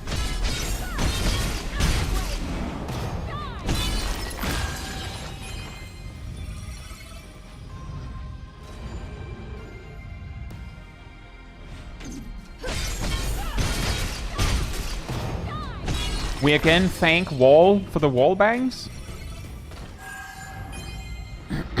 Thank you very much.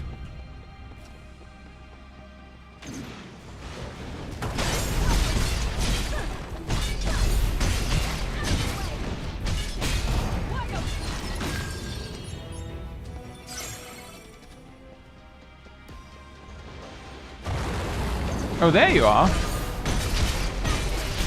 Thank you for the wall bang.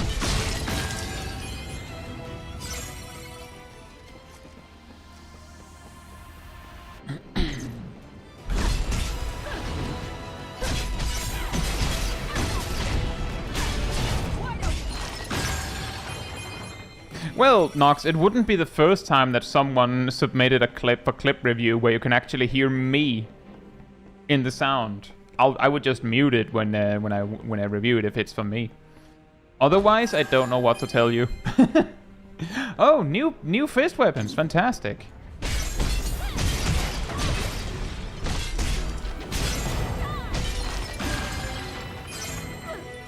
Give me your spell. Thank you. And wallbang, thank you, fantastic. Now, Griffin, I would like to tell you about this. And ow, not bad. I would like to talk to you about this and this.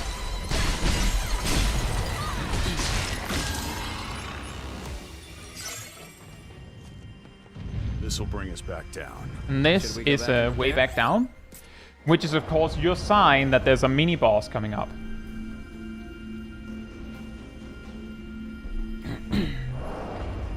That's welcome, says I want to see someone submit a Stranger of Paradise clip for clip review now. Go right on ahead.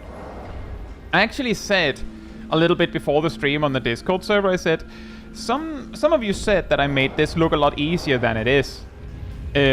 Which makes me think... Not in a bad way. I'm specifically thinking I would actually like to see how you played Stranger of Paradise.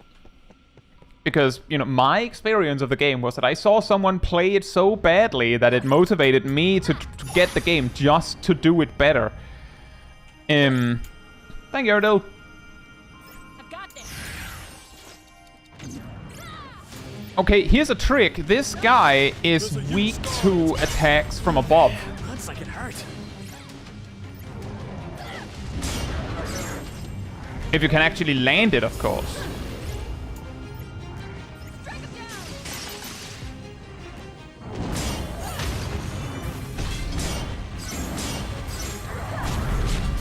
Yeah.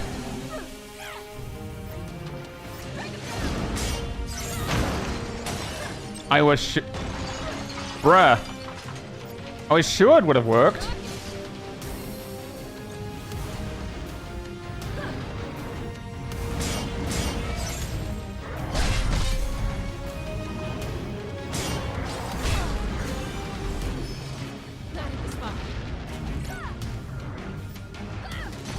Oh, there it is. Let's wrap this up.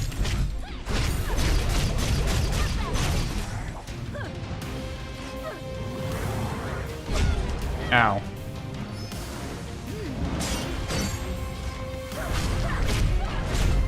Another thing you can also do with this guy is he will not leave this room.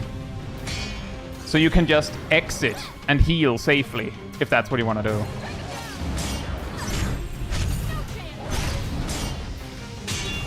Ah, no. That's bad. Please don't kill me.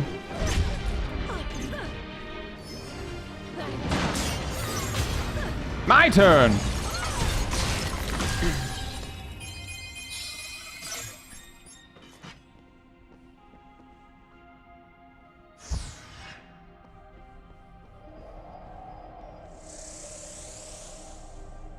Is there a blue mage job that just goes all in on that? Yes. Makes The blue mage is Stay away from the post-game. edges. I can't promise to catch you if you fall. Ah, nice. No, Mandalorian, the blue mage is in the post-game.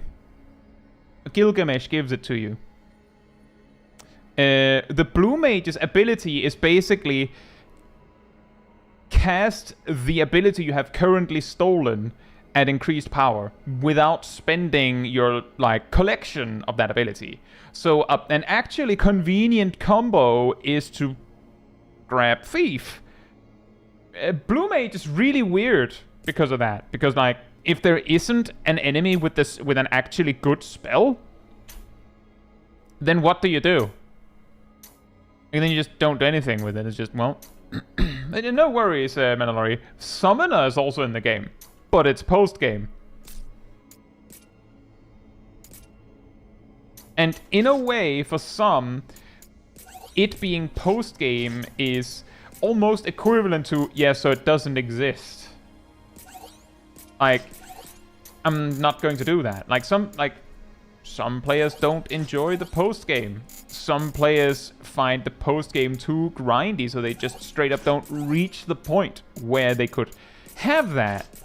So, by that token, Blue Mage might as well not exist. Oh! Oh, this could be fun. Let's see, do I remember how to use this? I don't.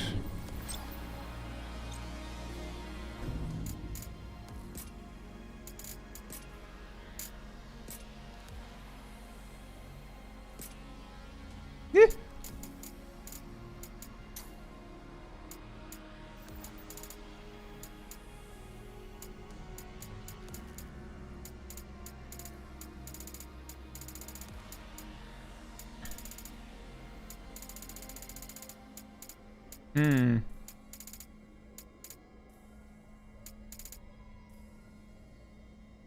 I don't remember how to use that. Oh, I think I remember now.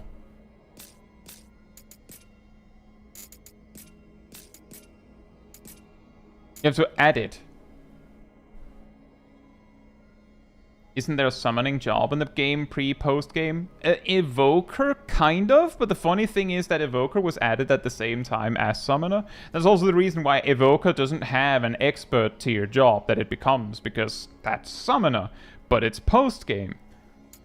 So some accessories come with a straight up ability, so you can just grab that. I can't remember, speaking of Blue Mage, I cannot remember whether they also benefit from Blue Mage stats that would make them stronger.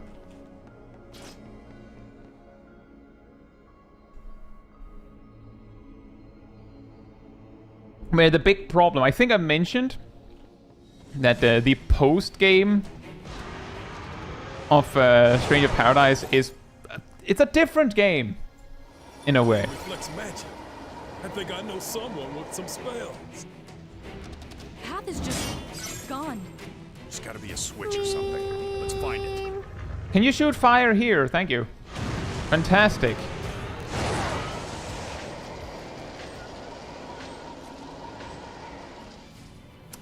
See, on any other difficulty than hard, the crystal would die from one blitz of that move. But on hard, they're... whoops. A little too strong. This crystal is some kind of trigger.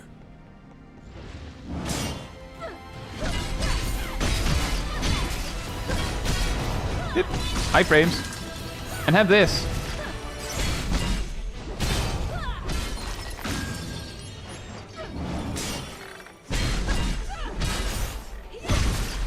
Thank you, wall.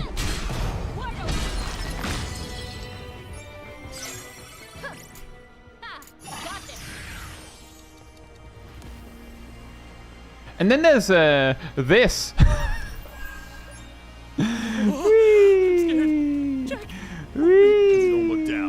There's like glimmer and glitter to show you that there is a bridge there, but it's very easy to miss.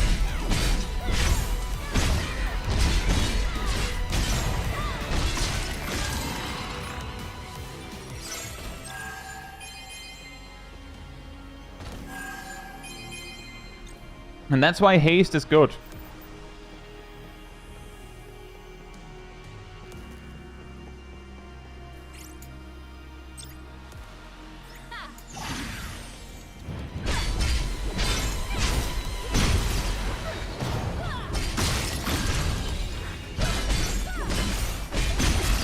Oh, bye. Okay, well I didn't want those iframes anyway. What are those blue after images that happen sometimes? Those are actually also iframes. Certain attacks have iframes in them. Like this. The blue images mean that you're invulnerable, technically. The particularly cool one is this. Let's see if I can do it here. This, like a backstep move on sword. If you just hold the button in that whole animation, it's not long, but in that whole animation, you will automatically just go into iframes if something hits you during it, and then you'll counterattack. It doesn't work that well on a move with multiple hits, but if it's a single hit, you can just like preemptively counter what they're going to be doing. It's not all side attacks, but on sword it's side attack and back attack. On daggers, it's this. I think even the forward attack has it.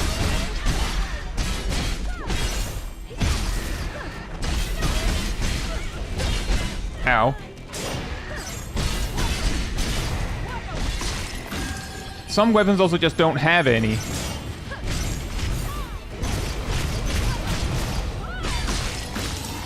They're a little awkward to learn. Weird. I feel like I've climbed this tower before. Or I can't remember if you need to do this to activate this, but it would be awkward if I skipped it On the eye, like a mirage. Makes you and had to see run all the things way that aren't back. Really there. yeah. Nomi says, this is also a quite nice looking rendition of the Crystal Tower. Yeah.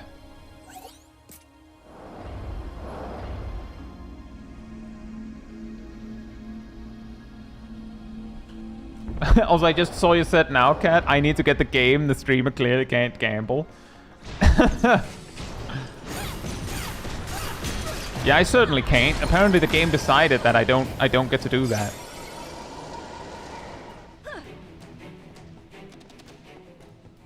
Hey, can I have that? Never mind then. Okay, I didn't want it. That's fine. It's okay. And boop.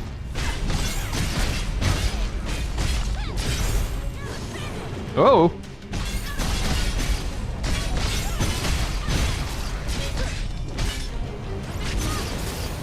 I did not mean to do that.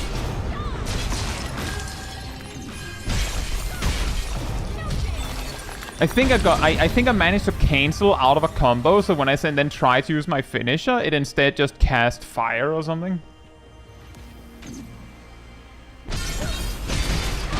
Oh! I guess that's technically also a magic. So, something that can be really awkward with these is because they require like a spell to activate.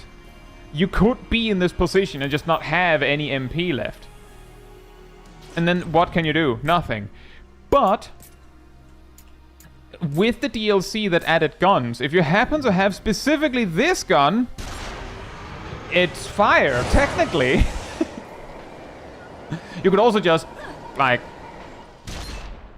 Maybe? Okay, not that one, I guess. Sometimes the crystals are close enough that you can just shoot them manually.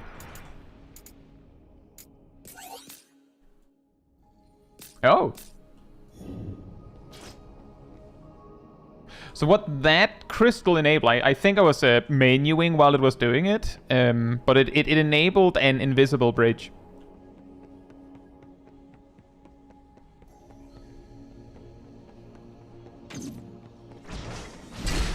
Oh.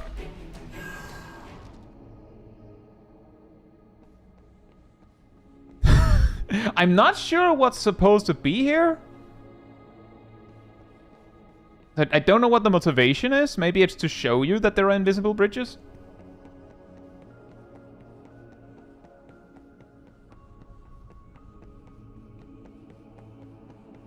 But then there's this. Yoink. And this. And this. What's this?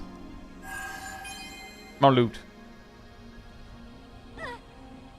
I'm not dealing with that cute anime girl. Nope.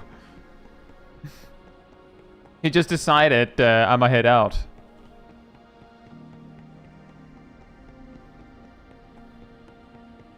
I'm just gonna leave, actually. I'm gonna go.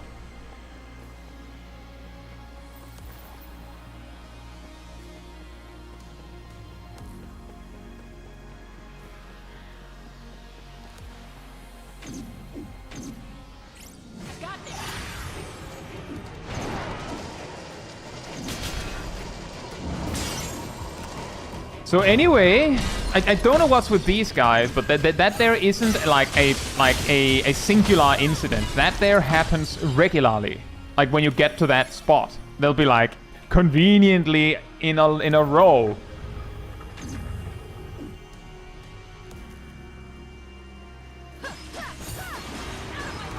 I cast wind.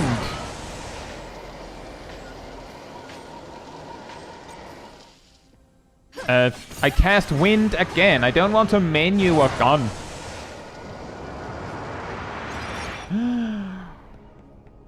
Treasure! Wow, a sword. How convenient. And a shield. How convenient. It's almost like it's predetermined loot.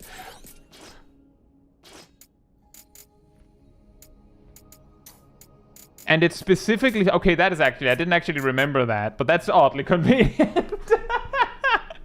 Wow, red mage gear, you say? Well, don't mind me.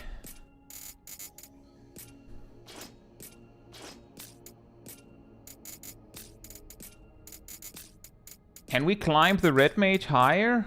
We cannot.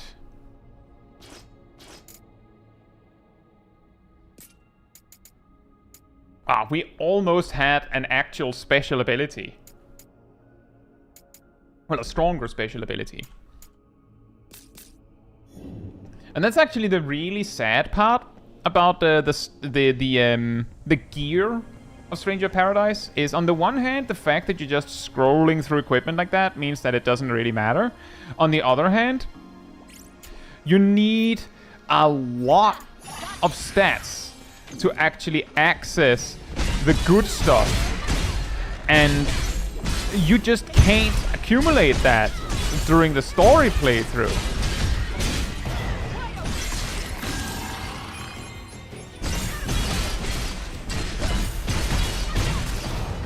So all those cool abilities for having a lot of affinity is like extremely lucky if you activate one, because most of the time you just won't. You just won't have enough. But it's really funny when you do. And some of them, very few of them, are within reach. Oh, optional stage unlocked. I just wanted to fight by your side.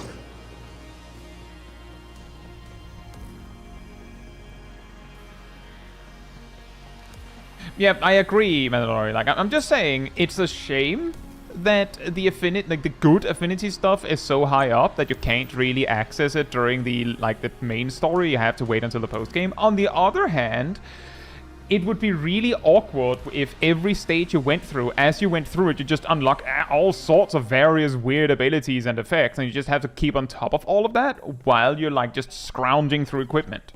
Like, it's probably for the best. Most of the abilities you can have just boil down to stats. Can you not go over to where the other enemies are? It's really scary to fight a cactuar with friends. Give me that.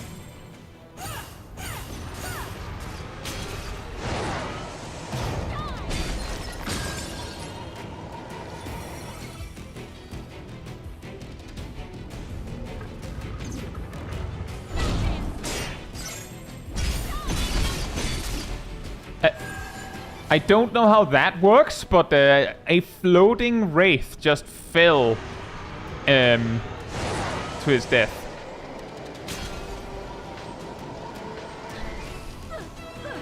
Somehow.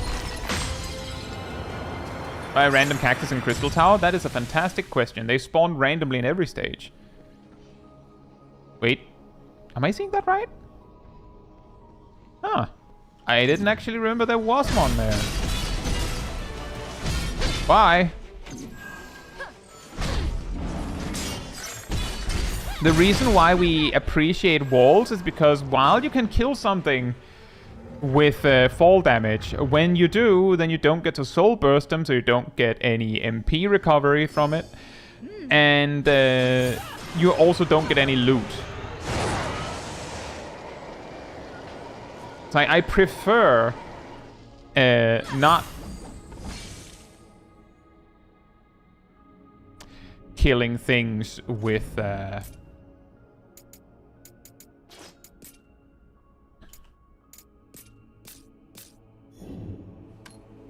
fall damage.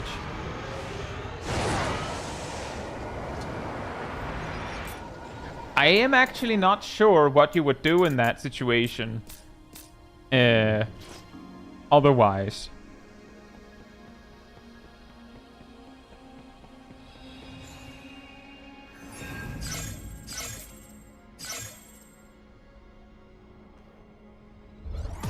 Ooh, Void Knight, fantastic. Void Knight is funny for cheese strat that we will use later. Run back to a set of cubes, it seems. You know, the worst part about that, Sally, is... Yes, that is the same Altair from the last stream. I haven't found another one. The problem there, Sally, is that the cubes are identical to bonfires. You know, like in Souls-likes. So if you needed to use all that MP to get to that point, then you would have to fight through all of what we fought through again.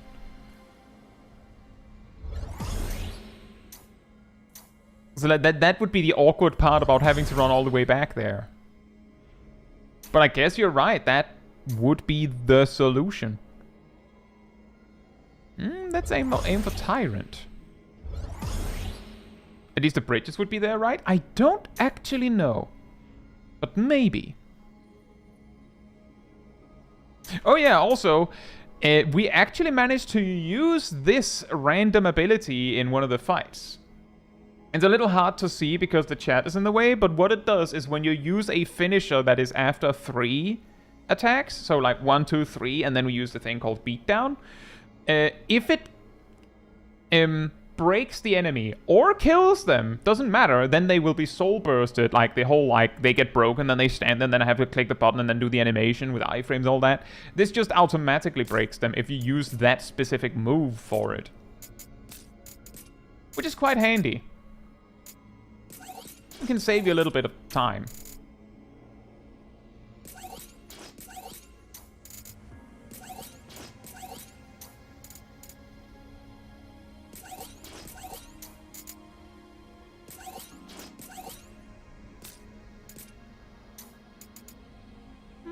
I don't really care about stamina, otherwise we could actually have that.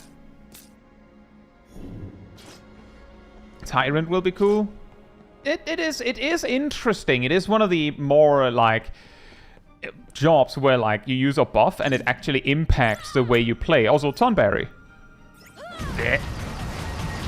Thank you, wallbangs. We thank you, wallbangs. Take this.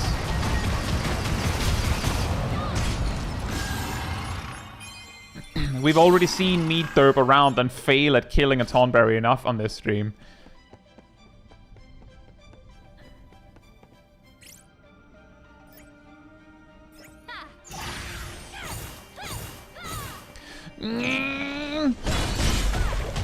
Bruh.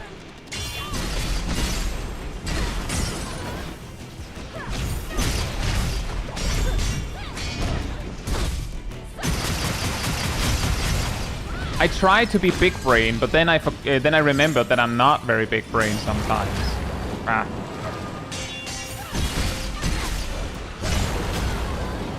And then I broke.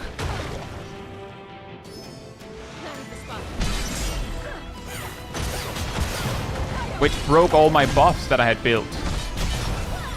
Sometimes it works, and other times I remember that I'm not as smart as I think I am.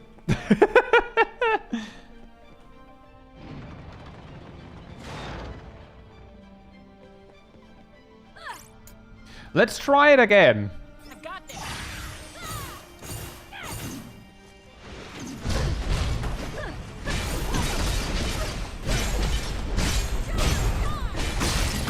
No, I'm leaving. I'm leaving. Excuse me. Thank you.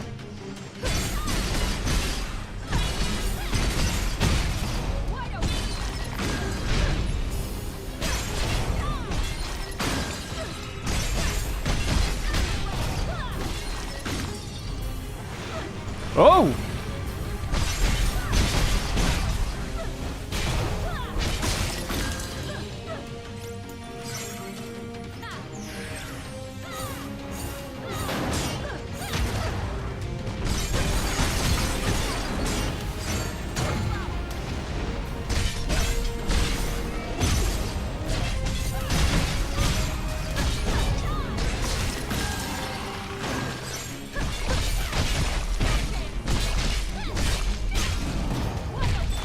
There we go. Just have to remember how to play the game. Then you can do it. Then you can beat through a bunch of enemies really fast. Just have to remember how to play the game. Step 1.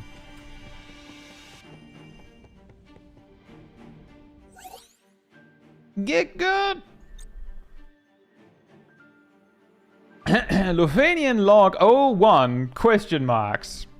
Our collaborators appear to be named... They appear to be willing to share information without any favors in kind, and for what purpose, I do not know. Still, I don't care who tries to build bridges with us or why. I'll check that their information is genuine, you can never be too careful, and then use it for Lufania's own ends.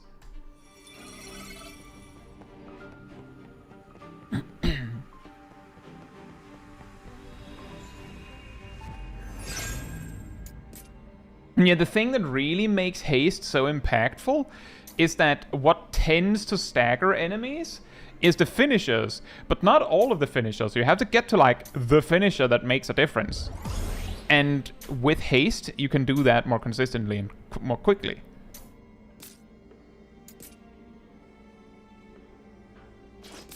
Oh, let me just check something. Can we do something really funny? We might be able to do something really funny. I want to see if I can do something really funny.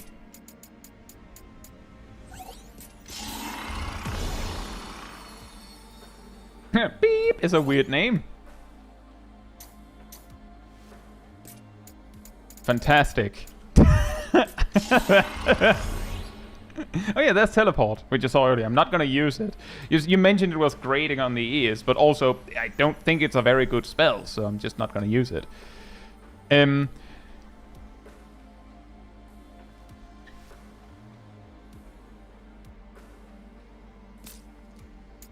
But now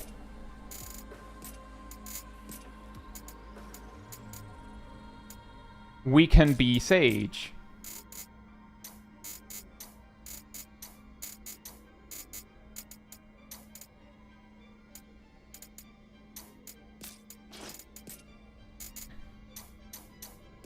Are you ready for the memes? Are you ready? This boss is quite awkward as well. It's not as bad as Elemental Core, but it is one of those where, like, I like to finish it with Ultima.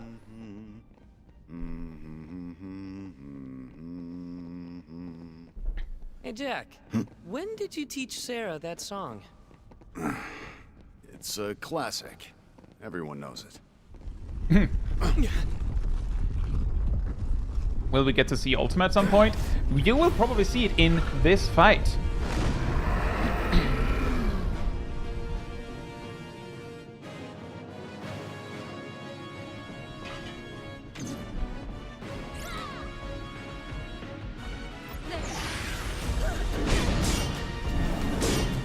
If I make sure I'm not being stupid, then this might work. I just got silenced. What a fantastic start.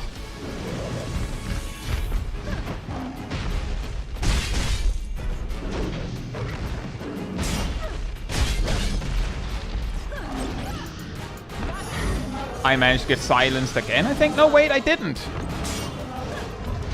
So a really weird thing about this boss, if you pay close attention, whenever it casts something, the snake tail is also using an actual, no joke, gaze mechanic.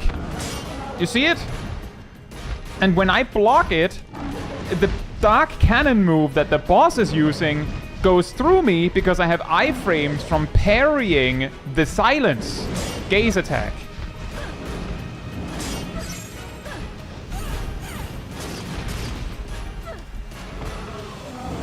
Interestingly, though, the gaze mechanic also has a shorter range than the other thing. So the way Ultima works on Sage is that when you cast a spell on Sage, it gives you a speed boost to that elemental school, essentially. And once you have 3 of them, it's maxed out. When you switch mode, you lose 1 stage on the mode you're switching to. But you need 3 in both modes, both black and white magic, to cast Ultima. And let me put it like this. Ultima is so good that they had to nerf it.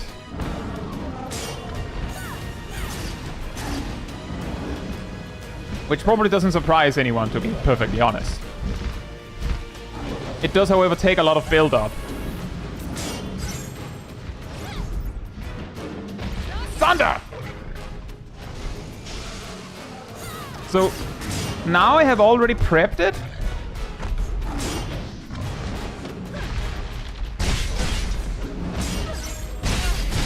That's more like it. Thanks. Now we smash its face in. Oh, I stopped it from using its tail. Whoops.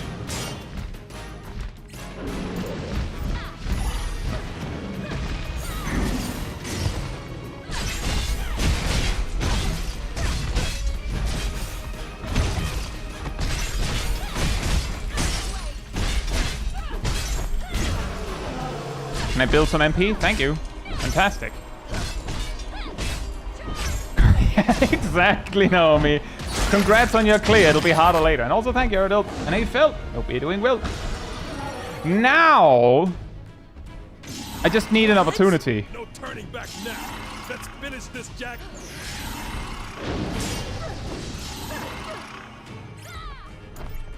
Like now.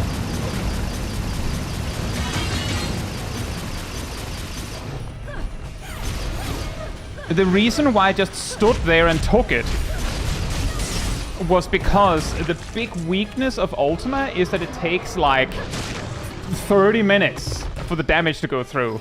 So if the boss moves, then you just go BAM! And then they leave and then they take no damage. So I just went in and made sure the boss doesn't go anywhere. Exactly. From the deepest pits of the 7 hills and stuff. No chaos. And no crystal. Did Astos trick us?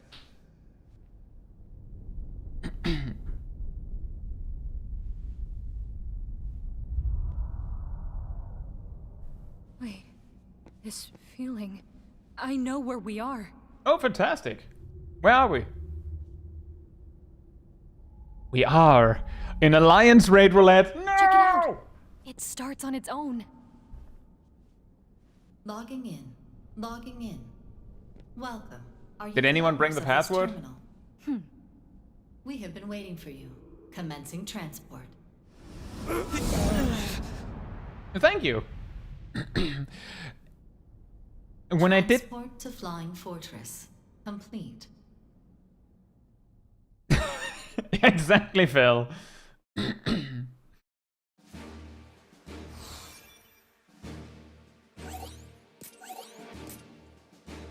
We have an optional stage again. Before that, I'll be right back. In the meantime, energy restored.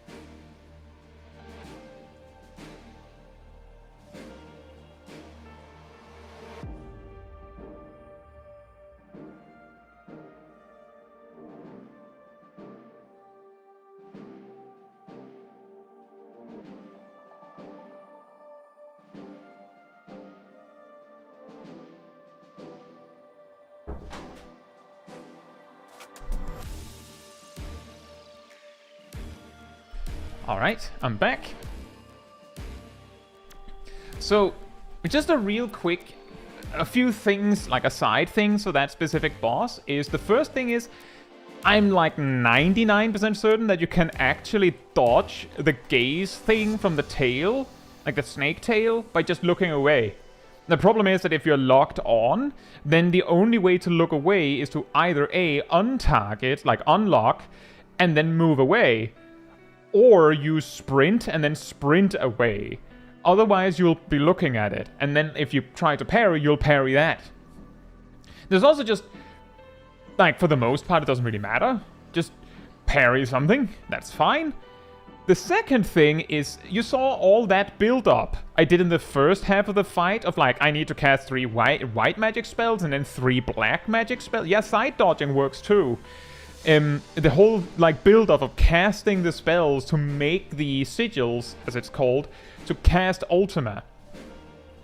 Technically, there's nothing preventing me from doing all that before the boss fight, but if you rest at the cubes, it resets all your buffs.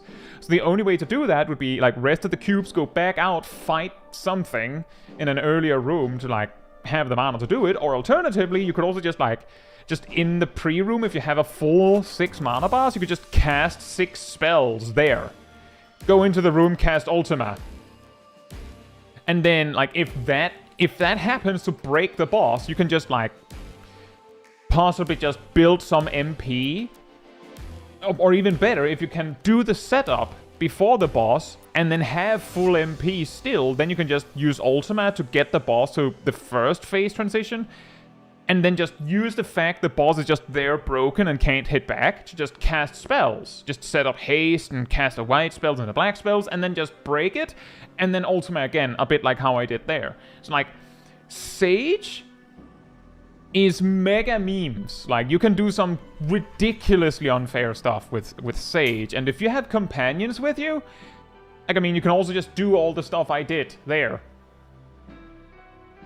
while hiding behind your companions. That's how I completed the game originally. I used Sage for the whole playthrough. And Sage, aside from Gambler, I'm pretty sure is the quickest expert job you can get.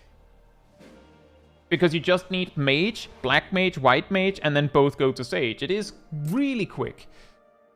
So, like, again, tip if you want some tricks to get through the game more easily. Sage is incredibly good if you know what to do. It's also, like, very meticulous. But it has most of the things you could ever want. You can do ridiculously unfair stuff with any job. Yeah, to some degree. I will say some of the jobs are a lot more fair than others. But yeah, for the most part, all of the jobs. Actually, speaking of, I was just about to say, if, like, you could go a step even further beyond. If you just have enough intellect and magic damage dealt boosts, then you might actually be able to just instantly kill a boss with Ultima. Like, just get it straight to phase transition, like I just explained. But that would require you to, for now, find gear with it.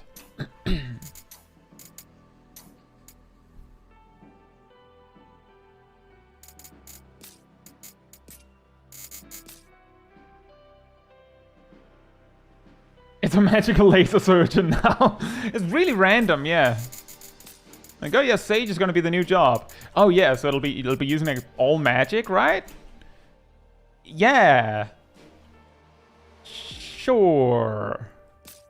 All magic. Also, hey Eyelid, hope you're doing well. ABC 1, 2, 3.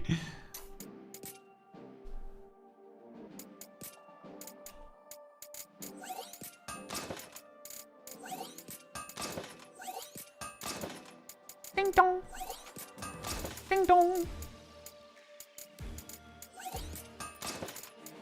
It really weirds me out that they place the higher rarity items further down when you sort by item level.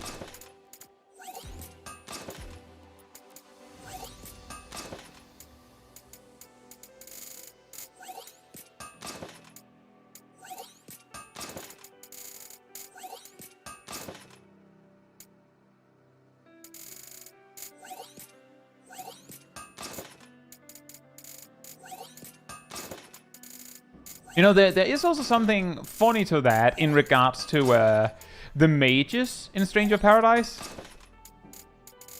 And might be able to... let me show you what I mean.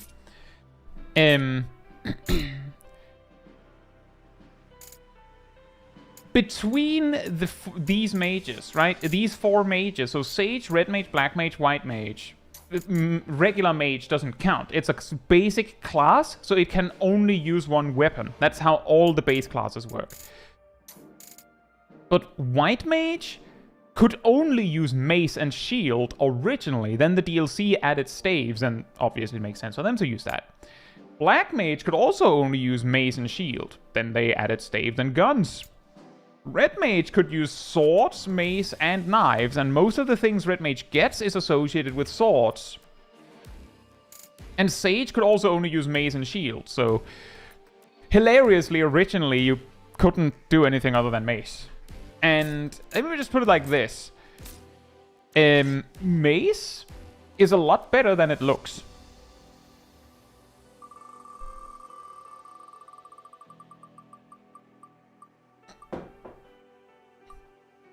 I feel like I set that up.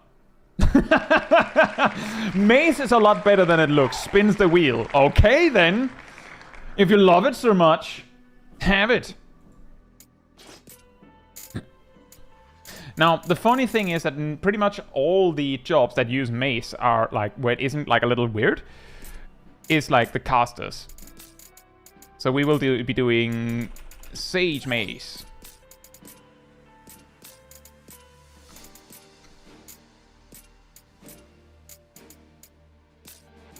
Seraph Strike spam. Oh, that's on White Mage, isn't it? Let me just see. I think it's on White Mage. Can we get that? There it is. Fantastic. Let's get that. Yoink. It's actually a really good one. When I was playing on my own, I was really confused because it's like... I don't feel like Stormbreaker is the one I usually use, and Brute Strike is slow and Fiery Impact is slow. What is it? And then, like, it turns out it's because usually I use Seraph Strike.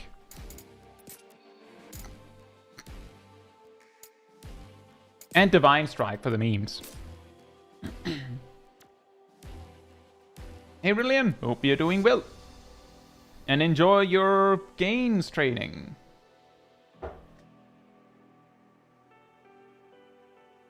Yeah, it's kind of clip material in a way, yeah. Mace is good. Game says have Mace then. Do it. Go ahead. I feel like we've had a bunch of clippy things on this stream. My favorite bit is still me grabbing Gambler and then the game just telling me that the game doesn't like me, I guess.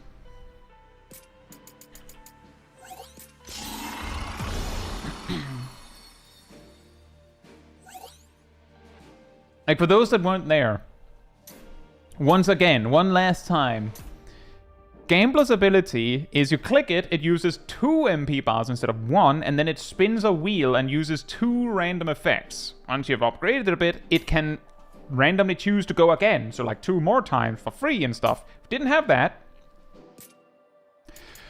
But when you spin it, there is a chance that it just rolls on 2, it just hits 2 bad, and then just nothing happens. And that can be after, like, that can be on the first or the second roll, and if it happens on the first one, then you pay 2 MP bars for nothing.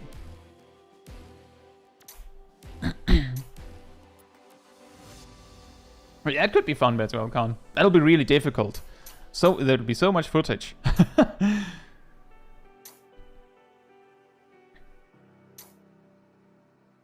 That is, however, partly the reason why we also have stream clips on the Discord server. So that it's easier to find the funny bits. Whether a video is made of it, or whether it's just so everyone can see the funny thing that happened. What do we do with the other job?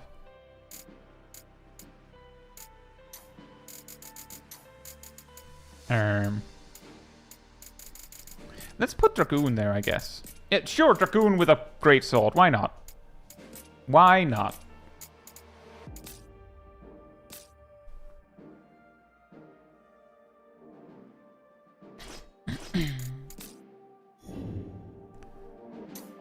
And then we have optional stage before we get back to progress. Embrace the floor tank. There is something funny about Dragoon with a greatsword, though.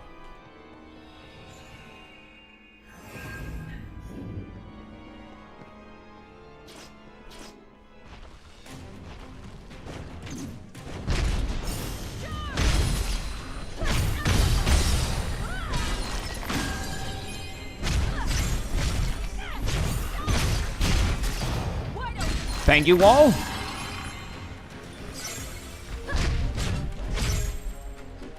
Excuse me. Can you not dodge? Wow.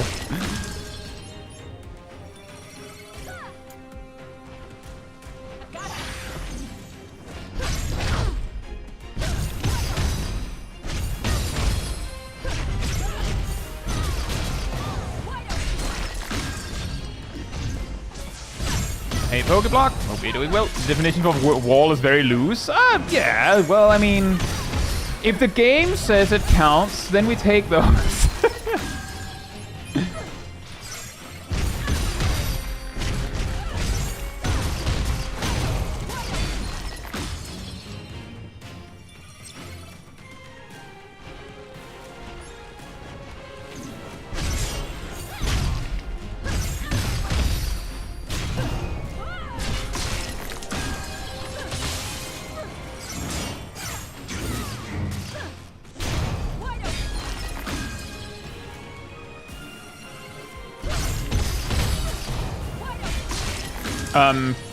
Bro? What? If he comes over here, then I've got him, guys. If he comes any closer, then I'll get him with my paralysis powder. Oh, he's killing you guys over there. Well, I'll be over here in case he approaches. I've got him.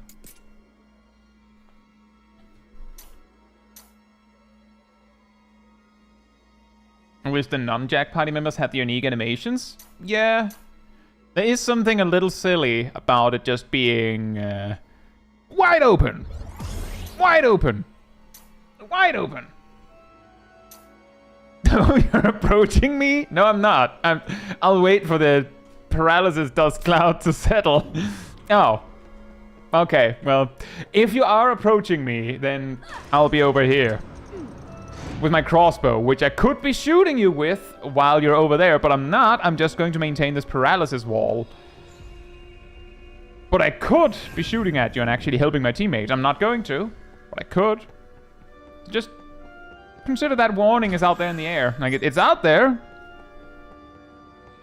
I could shoot. I'm not going to. Meanwhile, the teammates are just there like, help! Shoot him! You're the guy. You're the crossbow guy. Do something. No, I'm also the paralysis powder guy.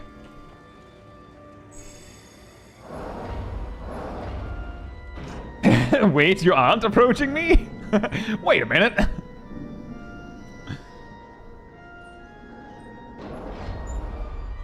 Approach, please.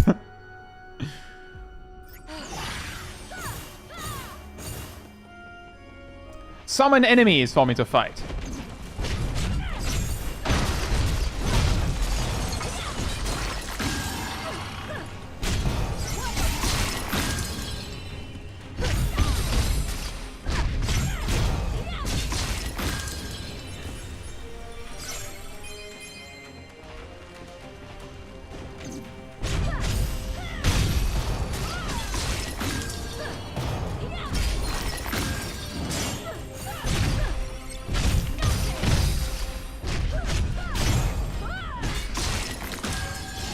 Immediately got scarier the moment that haste ran out. Oh. Whoops. Just killed him straight.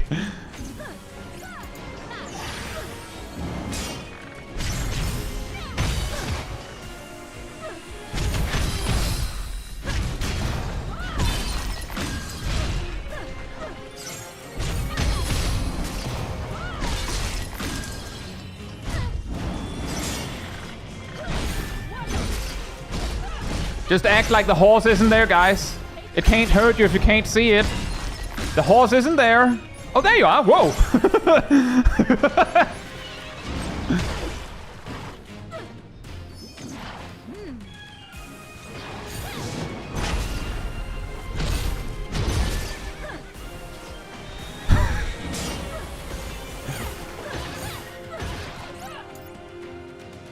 I cast spell! Can you not?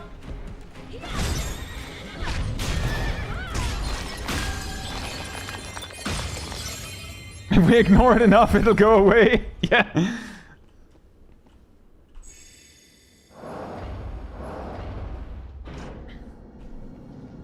And like, I did you notice how aggressive the horse was once it was in frame?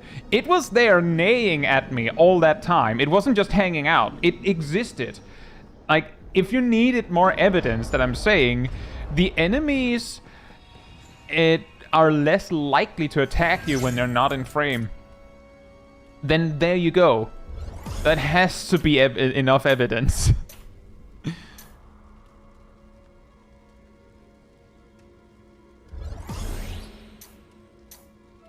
Like, it just stood there. Like, I'm guessing it was doing stuff. It was probably running around, but it just didn't do anything until I looked at it. On the one hand, it's really funny when you learn how to abuse that. On the other hand, it's also very nice.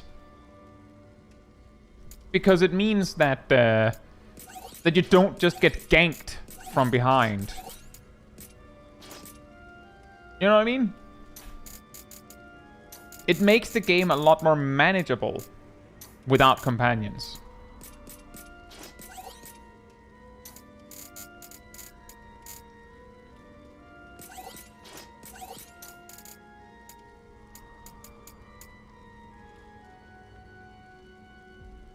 They don't hesitate to attack if you're trying to kill the Darkholder. That is true.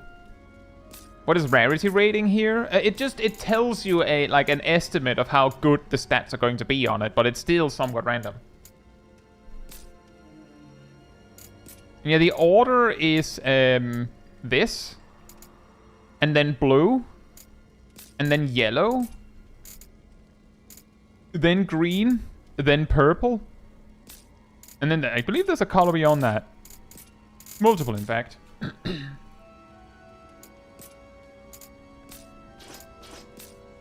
Less numbers, please. Yeah, there's quite a lot. Especially for all the leveling gear, you're just like milling through it. Guess who's fighting? Who's fight here? For some reason, they decided that it's actually the Black Knight again on this one.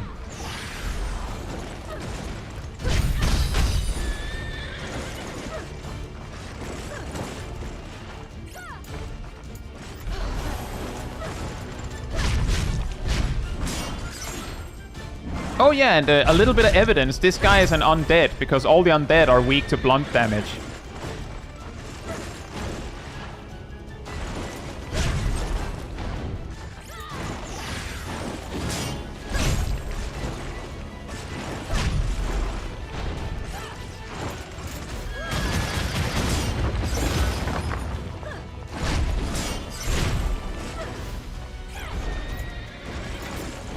Ow. Dodged the wrong way.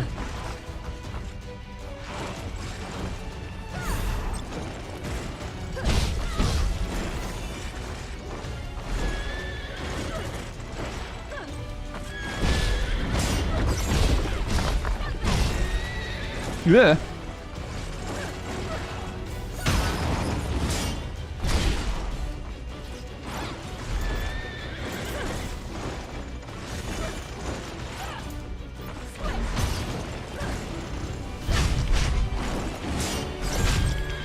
Yeah.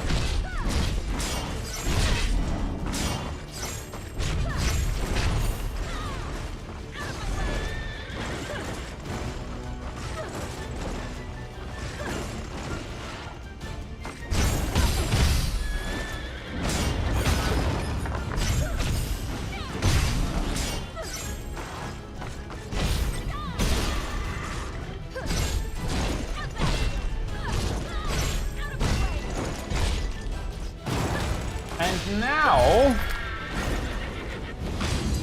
I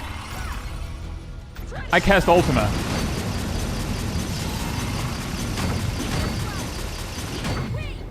It didn't even kill him.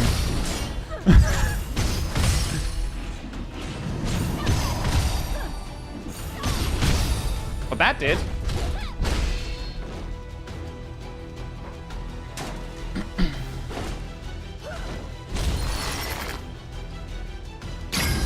That was also down to the, like, very close to going bad. I just ignored the phantoms, and you see my HP bar already dropped to half in that instant where they all hit me. Iframes.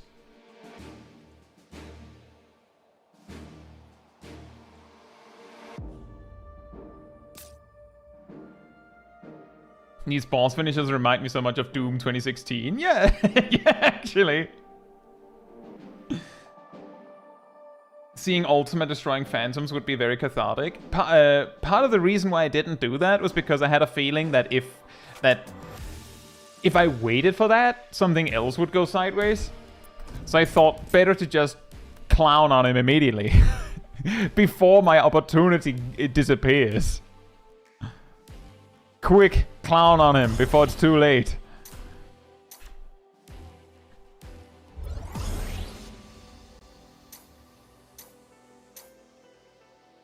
The speed clowning, one might say.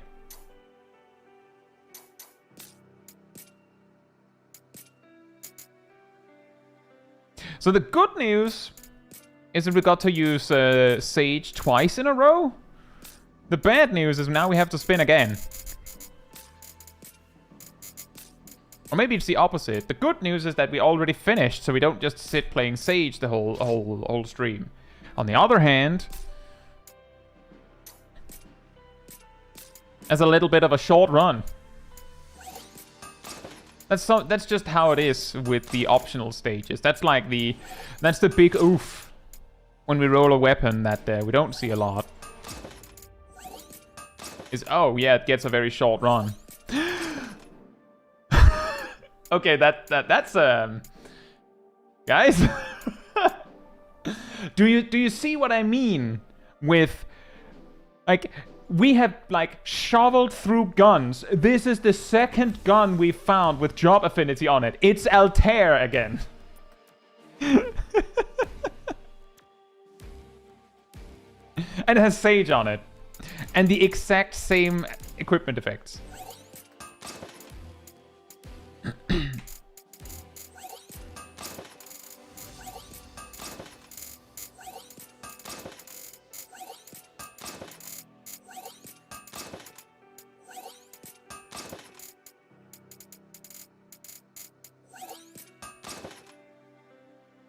One can't hold off casting Ultima for long. Look at La Brea. Good point. You must send the Ultima. No more. Are you serious? We're going to re-roll that one. We're going to re-roll that one. Last time it was gun. This time it's mace that it really wants us to play. And see, on the one hand, I could have just removed them as I got them, but I don't mind us alternating between two weapons. But the same weapon twice? Nah, that's a little much.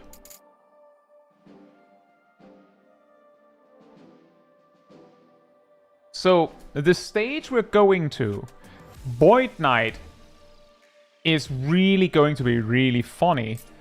It's not going to be very helpful for most of the stage because Void Knight is not very good at dealing with regular enemies. It's really very much a counter pick.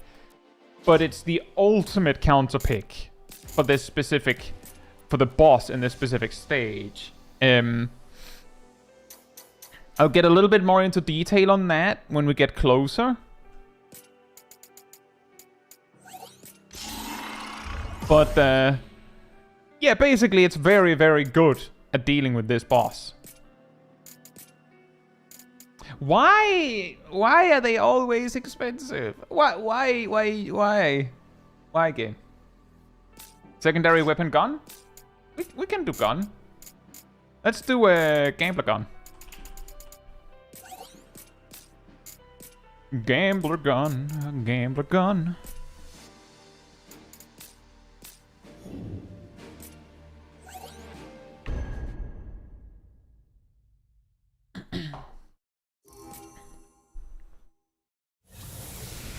Back to the story. We got teleported somewhere.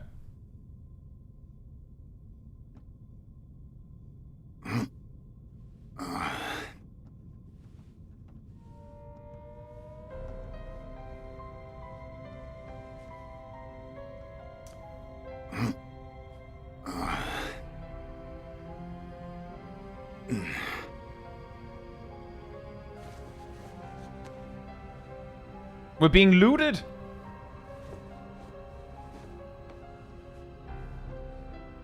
By an error message, I think.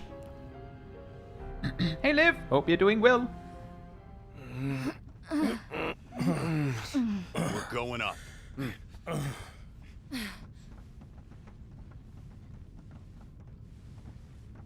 I like how he has pink ribbons on his shoes. They really just used the same voice line twice for the grunts. You know, I didn't even notice, but that's a good point. Quite a silly point.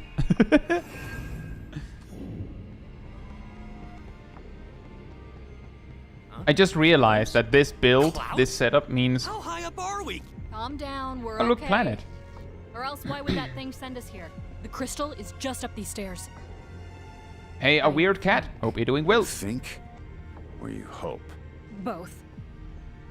I didn't know they put unknown in Final Fantasy. Because of this combination, I don't have easy access to healing. That's going to be really awkward.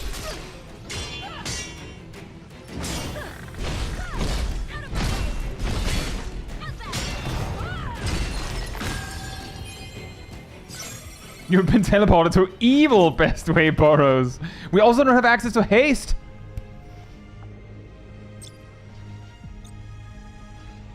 We do have access to this, though.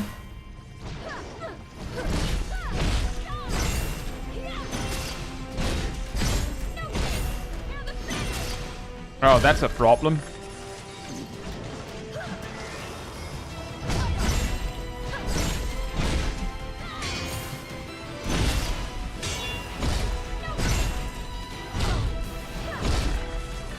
I should not be using those abilities. Apparently they increase my actual damage so much I can't get soul bursts, and I don't want that. Not this early in the stage. I need the max MP. I cast gun. That works.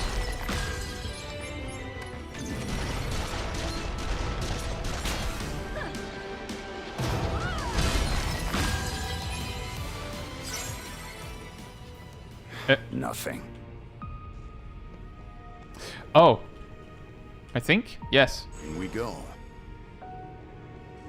Thank you for your contribution, Jack. Yeah, the elevator isn't working. Okay, a hint. And it isn't working.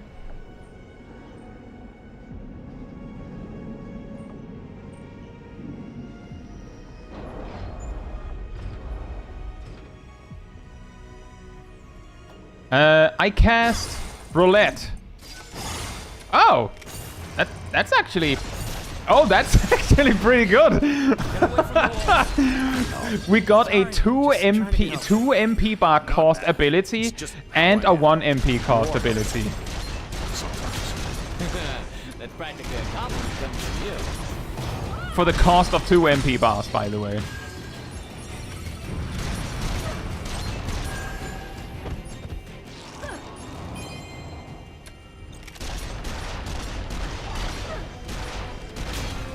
Excuse me? Ow, ow, excuse me? I'm getting this guy, he can't stop me.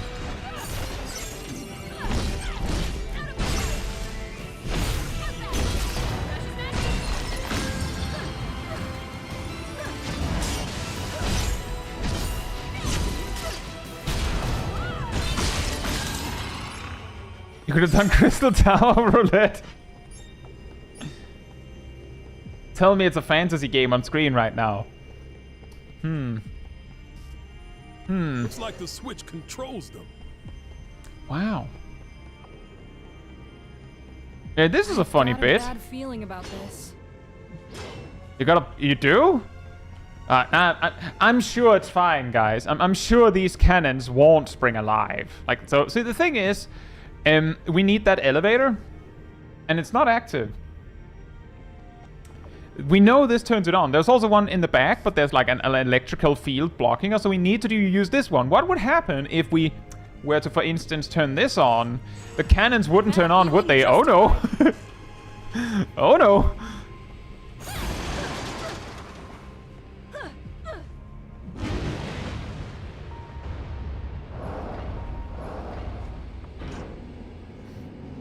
I'm sure the explosions was just the cannons shooting fireworks. We weren't going to die if we stayed, right, guys? Guys? Right? We were fine. We weren't in any danger, right? Cubes. Oink.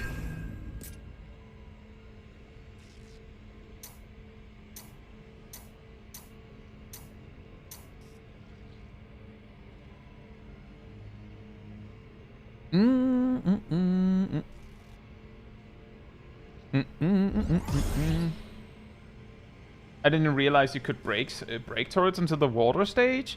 Oh yeah, the main reason why I don't bother is because they feel like if they're not in the way, then they take a while to break. So I'd just rather not. But yeah, you can break them, just not when they're not turned on for some reason. For some reason, they are impervious to damage while they're not turned on. It's like, that's the Galaxy Brain move, is just turn off your appliances. They can't take damage while they're turned off. This is a... Wait.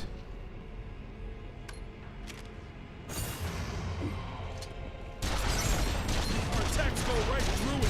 It's like swinging at air.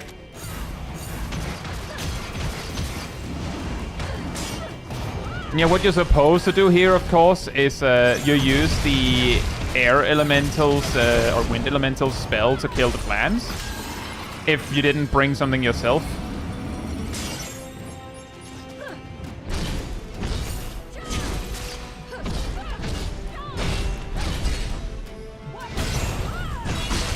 And they're pretty kind to do that. Like in the Crystal Mirage stage, they put at least something in the area whose spell you could steal to activate the cannons. So you didn't need to bring a gun. The problem was if you did bring a gun. Or rather, if you did just kill everything and then went, oh right, the magic for the turrets. Yes, then you were a little bit out of luck. Also, hey, whoa.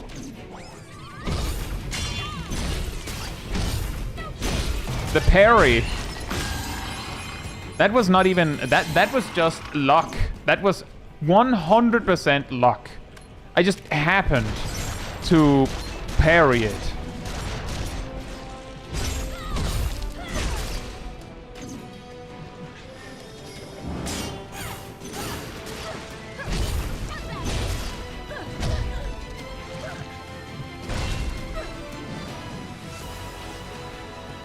I guess we're just using gun then.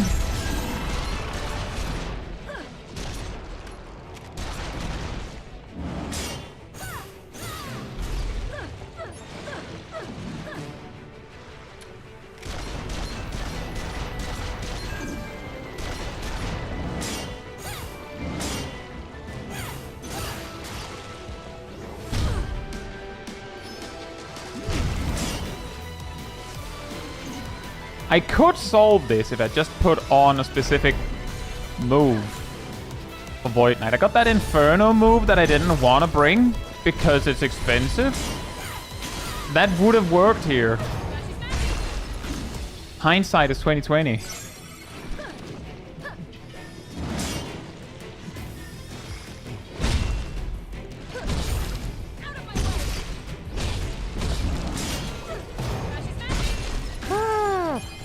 But classic flans, they take basically no damage from physical damage.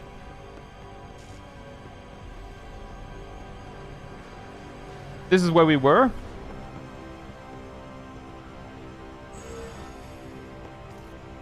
Optional path.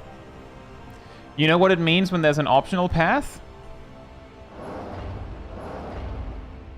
I saw a woman on the way here. Did you guys? No. Nah. Me neither. Must be seeing things. Sure, must have been.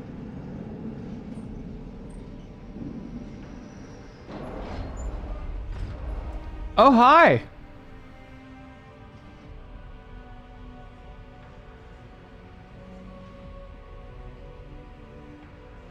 And he looks at me. I look at him.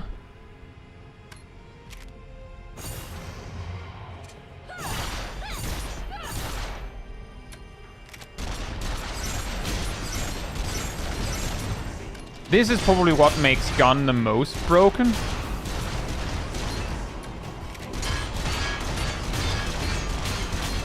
The sheer crowd control capacity of it is a little insane.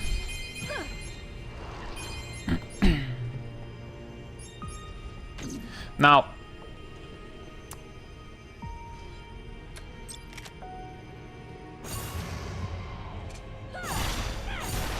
I'm going to try the safe route first. It was a pain to get here. Have something good for us. Well,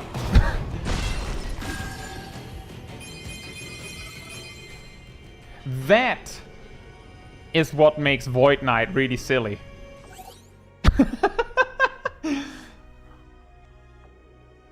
Well, I don't think I've ever beaten a Tonberry like that before. It just, because I had Void Knight, I was like, well, I don't know what else to do with Gun, so last resort. Ruthenian log 01_0125. The balance of light and dark in Cornelia has collapsed, and already forms begin to grow indeterminate and vague. If this situation is allowed to continue, it has been observed that in approximately 2,000 years, unstable energies will accumulate critical mass and result in Cornelia's total annihilation. Basically, we already knew this was going to happen, and it's going wrong again.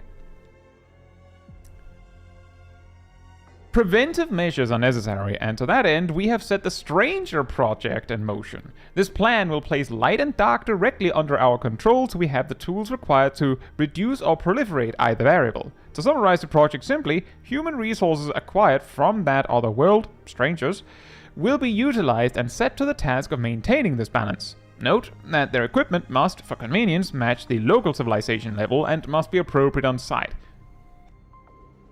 Like a t-shirt? And jeans? Okay. This is by no means an easy task, however, and feelers have already been sent out to our extraplanar collaborator to provide the technology necessary for this undertaking. This job is Dark Knight but Souls-like. You parry and punish right after. It specifically parries magic. That is the specific reason why it's very awkward to use. Is that it doesn't work if the thing you're blocking isn't magic. So if the enemy is using a big attack, but it's physical, then you just get splatted. You still think that? So it's really good when you're... This journey has had me reconsidering things. I feel like I might have even seen chaos here. Good. Now you can just focus on taking him down. But specifically that it counts as magic. And otherwise it's just a greatsword user. Or it's a whip. It's just, you know, combatant.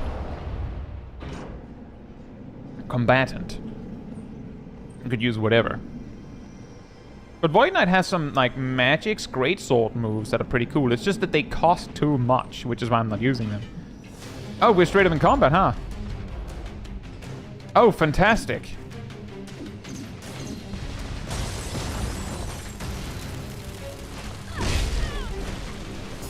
Okay, well, if you're gonna do that, then I'm gonna meme on you real quick. Check this out.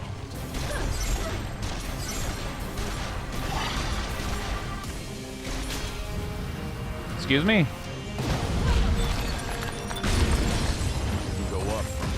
The true power of gun. Is that Timo Brute Bomber? No, it's just a random bomb.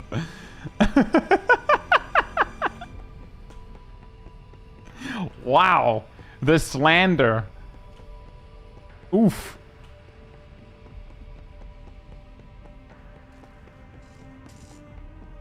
This one is also... This is a really funny setup.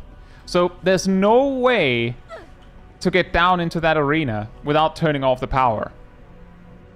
Like, this is specifically like a quote-unquote puzzle setup, and it's meant to set you up to be stupid. You need to turn off the power to enter that arena. But you're only interested in entering that arena to get to the elevator down there. Now, if you look really closely, you'll find that the elevator door is closed because the elevator is not on this floor.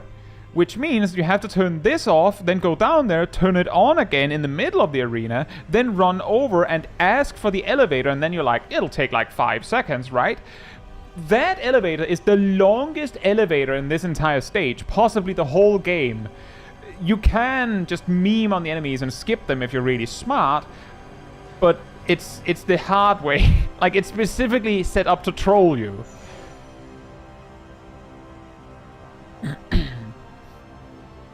Now, with gun, you could just like bam, bam, bam, bam, bam, and kill like half the enemies without even entering, but we're not gonna do that. That would be boring. So what we're going to do instead is get trolled, I guess. That's amazing. Stay there, and we won't have to smash you to pieces.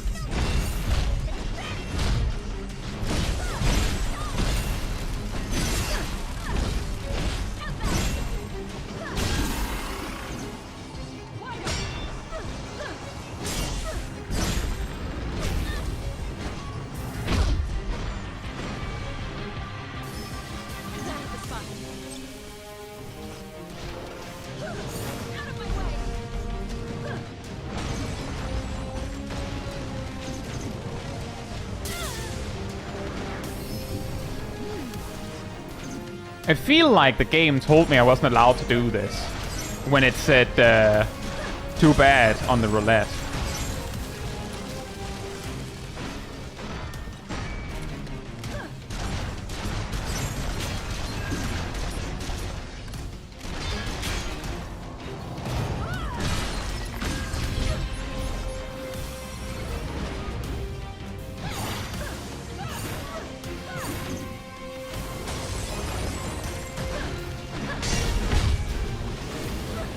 Ultimate smash! Wow. What? Oh, they died to the pillars. Fantastic. Good thing we're here to actually kill them, not the elevator. Good point.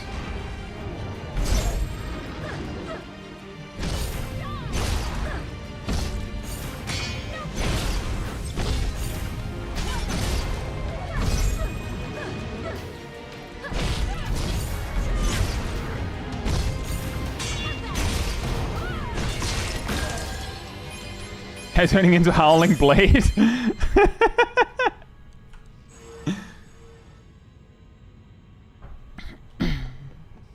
I climbed in the ring. Alright, anyone taking time? Pull out your stopwatches.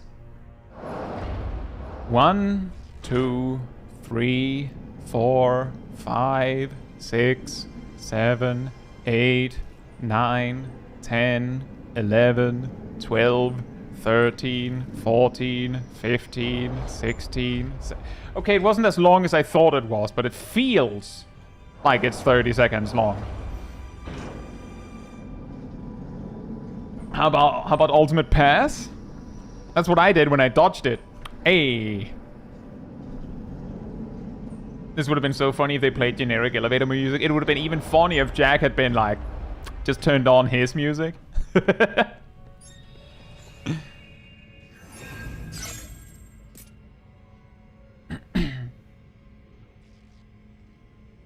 I was bored at 2.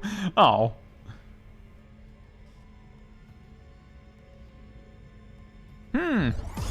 You know what's really funny about this is that it says restores MP based on magic damage dealt, but I'm like 90% certain that I don't have any combo abilities for that slot that does magic damage.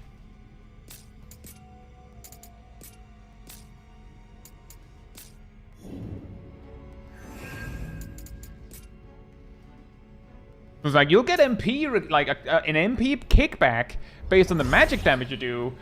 Oh, you don't have any magic attacks for that combo. Oh. Well, that's a you problem. That's what we call a you problem, you see.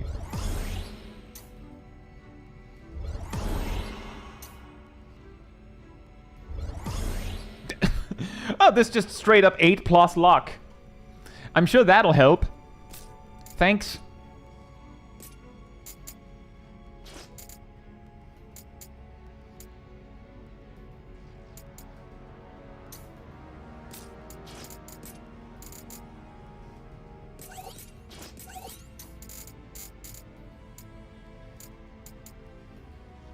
Like, I'm still saying, I'm pretty sure I'm still down in a relative to like in wins and losses on the roulette ability so badly that it surely can't be a surprise that I'm not really feeling using it. Also, what? Why did we just get handed 131% Dragoon? Of all things.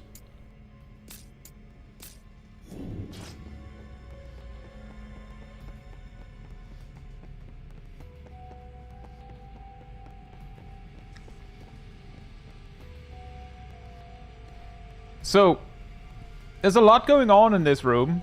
And one way you can deal with it is just rush over and turn it off.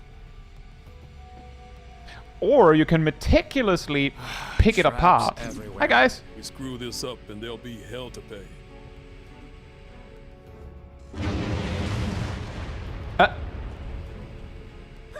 Hey, guys. Guys. Okay, that is actually a little weird.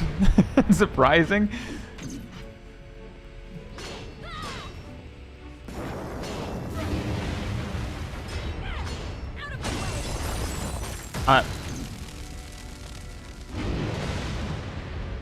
Are you kidding me? Finally!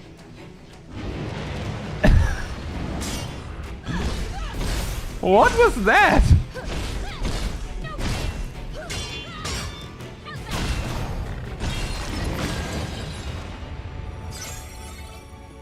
By the way, if you actually did the memes and skipped that whole bit before with the meme elevator, the room underneath us is that room, I think. So you would just land straight into their faces. Ow, ow, ow, ow, ow, ow. That's very... That's not very cash money.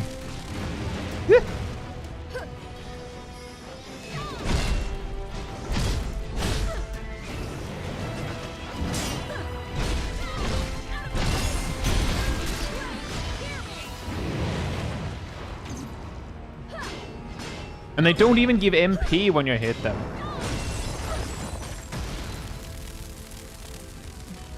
Game saying you're making things drag on. Oh. Oh, man.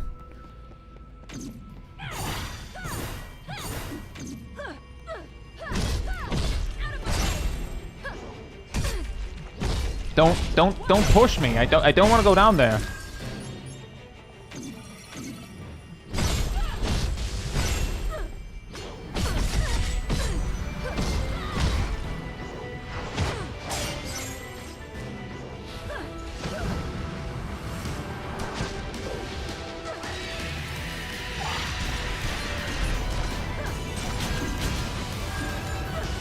Oh, right, my gun does fire damage. I should have just started with that.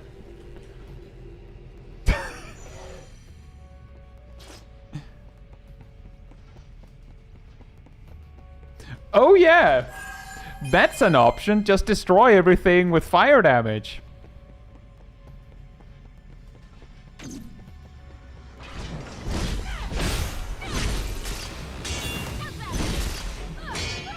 I miss dunking enemies into the wall. Why can Greatsword not do that?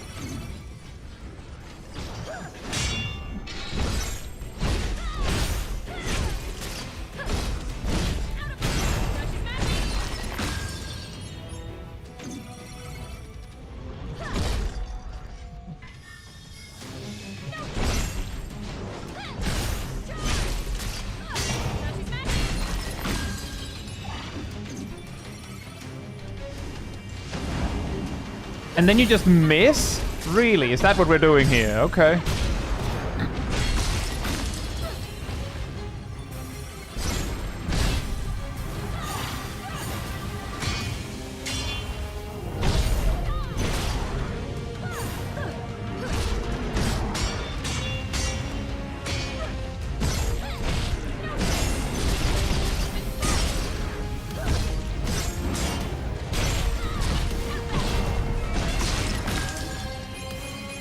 Now that we've cleared the room, we can actually figure out what the parcel is. What is the parcel? So this one, it's not hard. I'm just making a little bit extra fun out of it. This is closed when the power's on.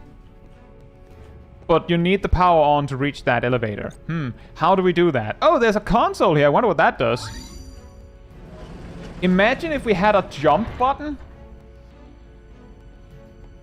Wouldn't that be crazy?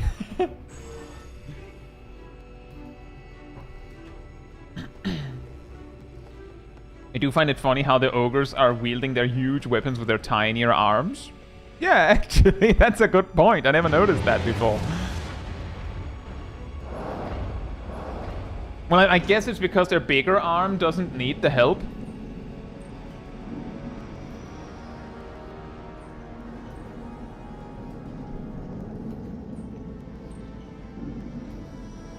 Are we there yet?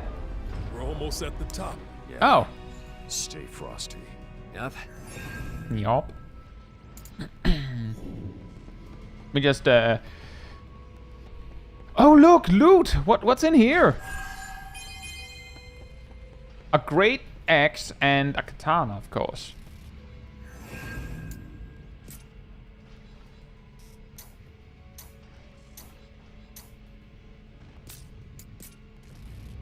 But wouldn't they be able to use the big weapon better with the big arm? Maybe the big arm would break it. Spiritual sword. What's that? Ooh. Whoa. That's very expensive, but sure. Let's use it for the memes. Like you gave me this. Let's try it. Let's try it for the memes.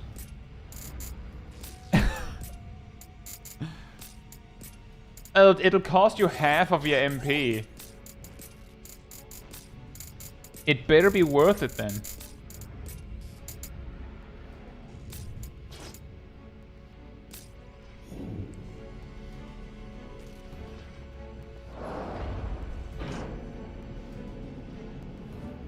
Oh, hey Bianca, you look different than I remember.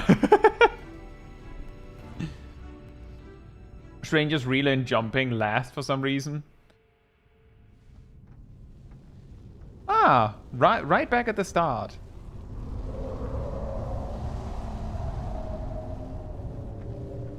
Whoa. Never seen it react like this. Here we are.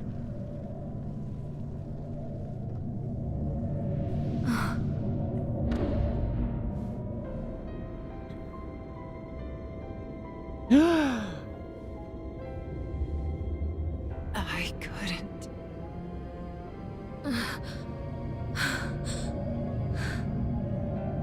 Man, you should probably not be distracted right now. Leave scars behind. Ignore them.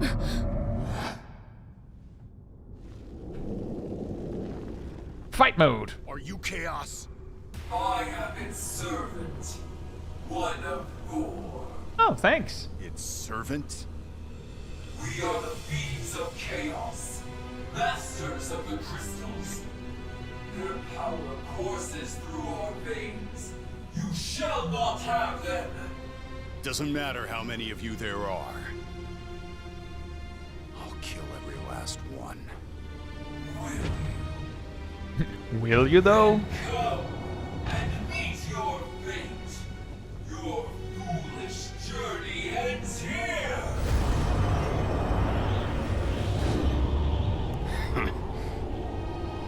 Give us the Chaos What's Emeralds. name?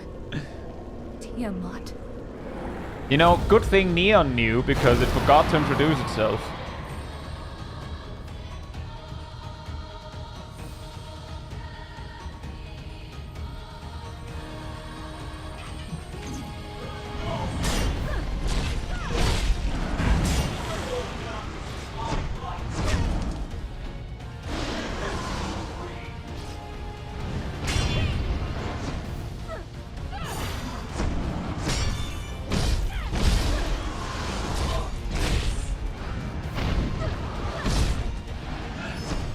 That hit the spot.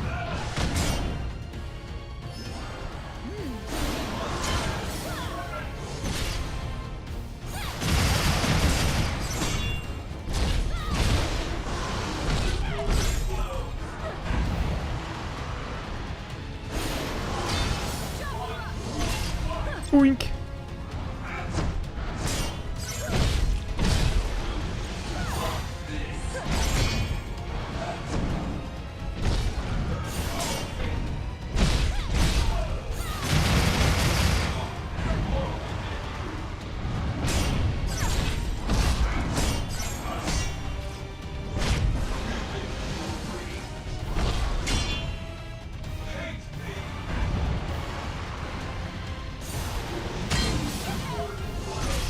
Boink.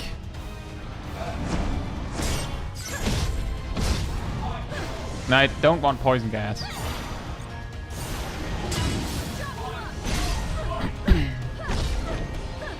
Oh, that's a counter. You don't want to hit when it's doing that. Ow.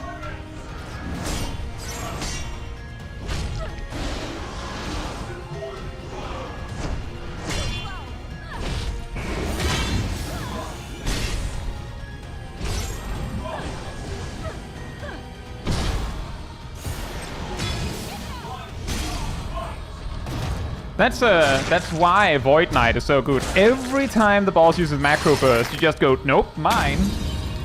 And here's what happened in the story. This is what happened when it then, like, when you then died and lost and back to the start. Looks like it. Jack has a memory.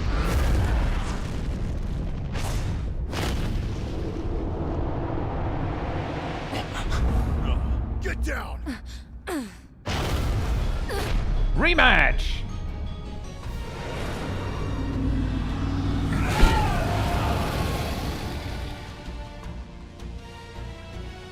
And this version of the fight is a little scarier, in a way.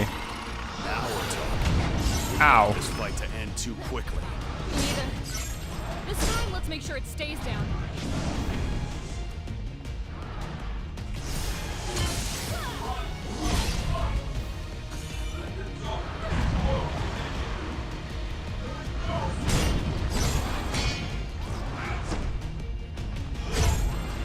Because every time you think you're doing damage to it, it just does that. Everyone that grows back. And heals back. Two of them off.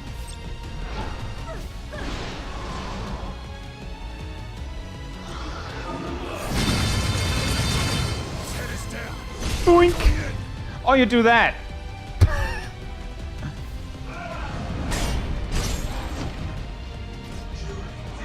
And then it heals back to full again. With all of its heads back.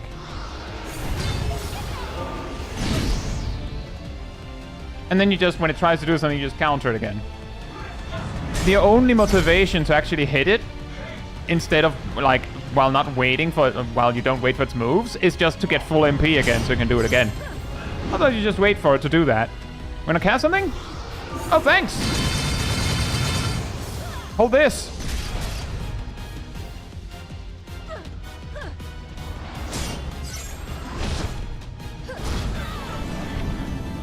What? It pushed me back! It's going to look so cool and everything, and then you just denied me. Well, I'm gonna do that then.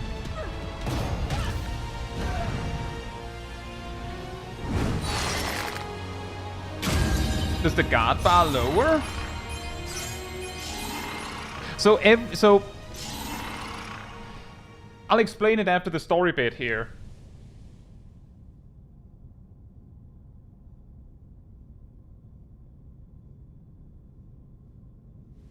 Look.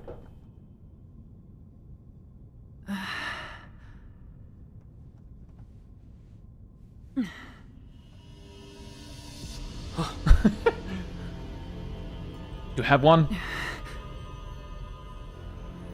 Did you defeat Tiamat? Yeah. Well done. And you are? We came here to challenge the darkness, but it seems we were no match for it.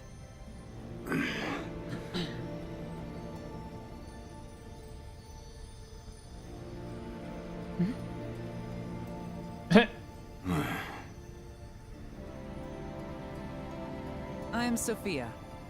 Well met.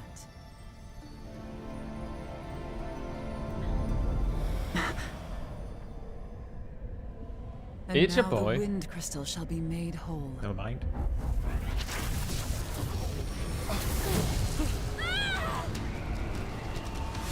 Your crystal! Hold it forth!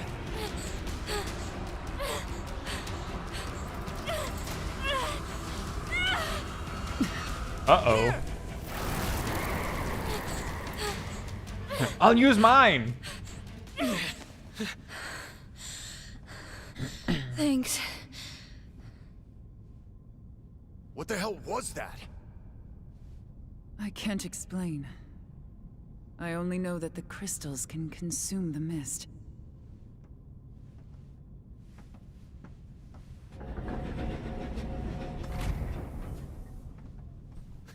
Is this one gonna start talking too?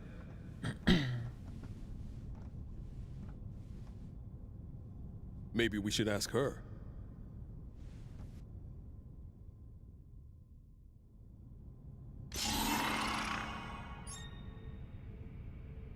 So, Tiamat, in this game, can I play as her? Yes, you can. You can. Tiamat, in this game, is like, or at least was, an actual wall for a lot of players.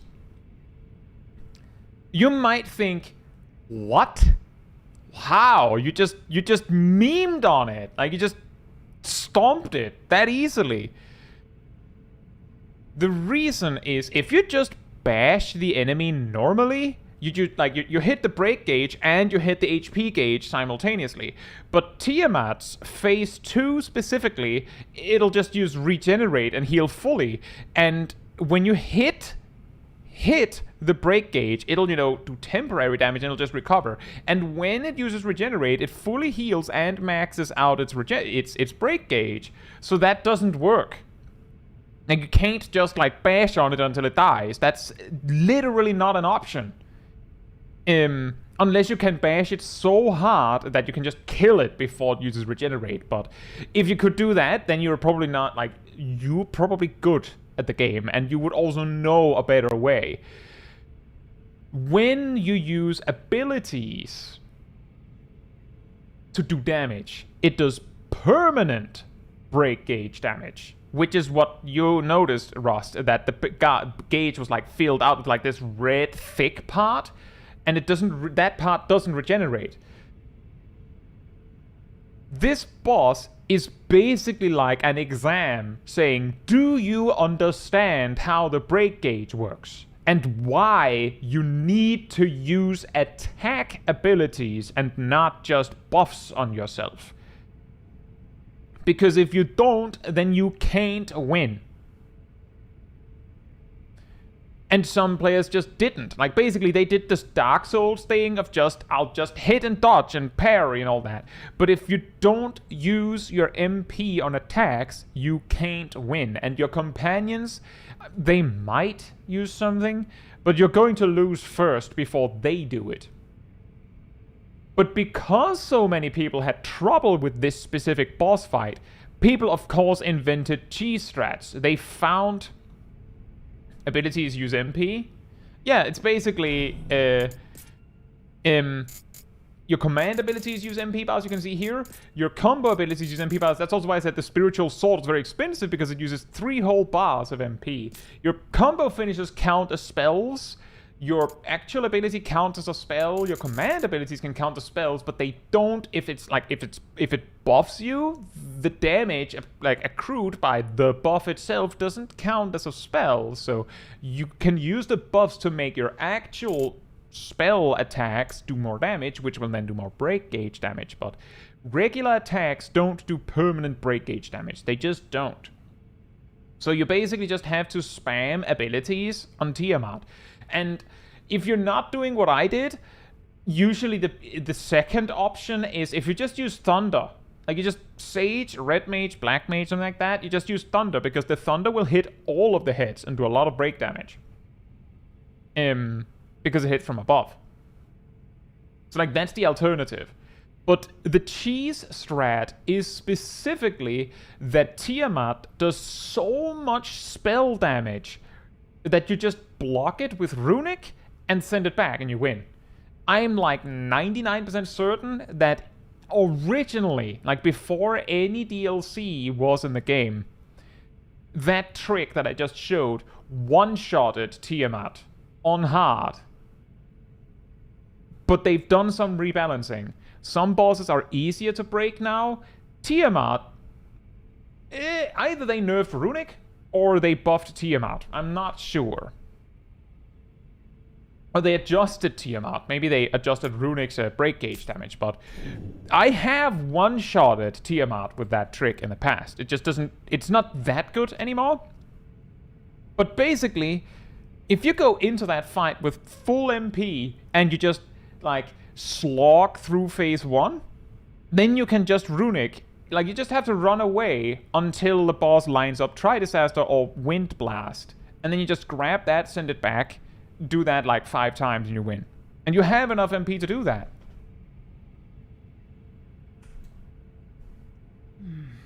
How do you use this thing again? I have a good memory. Discipline, you understand. Though fragmented, I do retain some knowledge of my past. And I am sure I have been here before. Many times. And many times, this has been my grave. Oink. I want nothing more than to destroy chaos. Say no more. Until I do, there is a yearning inside me that cannot be sated. You could stop In at the other first. words, may I accompany you? I see no reason to refuse. Don't die on me. I'll forget without you. That goes for you too.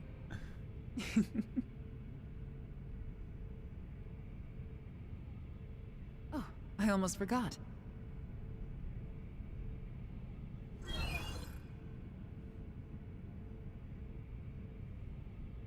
What do we got here?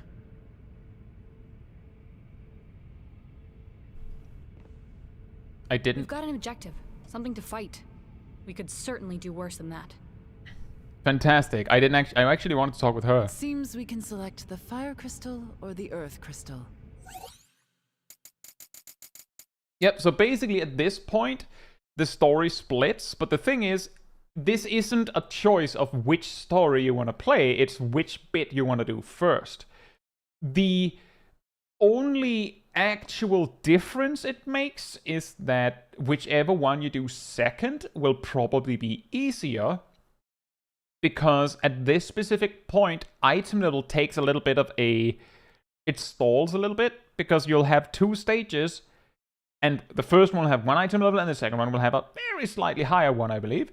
And once you've done the first 2, you'll get sent to do the other 2, and they have the same item level requirements. So by the time you get to the second crystal boss, you will already have pretty decent, like, you'll have found good gear. Like, if you ever needed a point where you, like, actually care to choose what gear you want to use and try to optimize a bit, this would be it, because that's like 4 stages in a row where your gear doesn't get replaced nearly as much.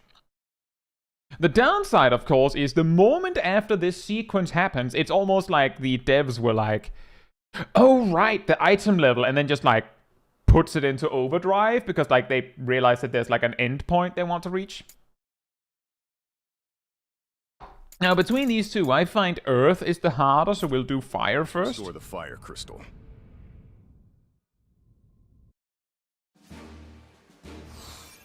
And now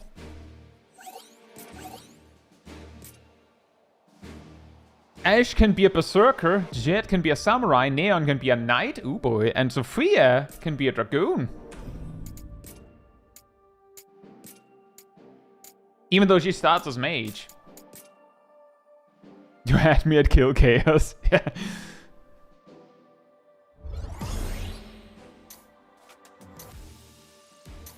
Stop. You know, you don't have to say anymore. You already you got me. You had my attention.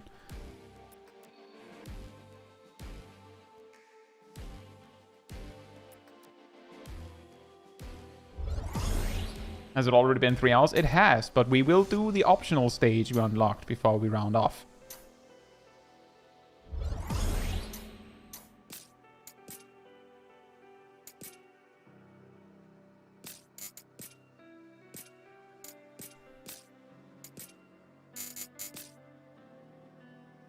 The companion jobs are kind of funny. They seem to be handed out randomly. I don't know if it's random. There's one thing for certain is that they make sense a little bit. Like, I could see why Ash would be a pugilist, a monk, and a berserker. But it is a little funny that he suddenly goes, now I can use an axe. And Jet here suddenly goes, now I can use a katana. But there is a little bit of a theme. The weird one is probably Sophia being like, I can be a mage, a black mage, or dragoon. Like, that's where I'm like, wait, what? Like, what was that last one? Like, that's where it gets weird for me. The rest? Yeah. I can kind of see it.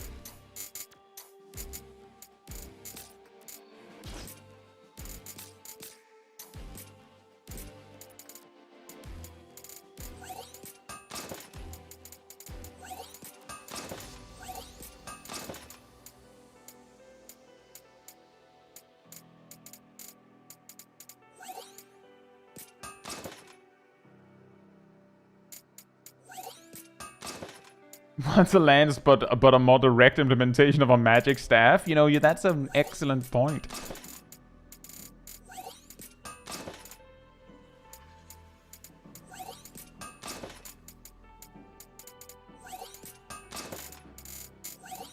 And you know, that's an excellent point. And so is the spear or the lance. That's also an excellent point. Having Sophia as Sage and using her resonance made a huge difference. What does her resonance do?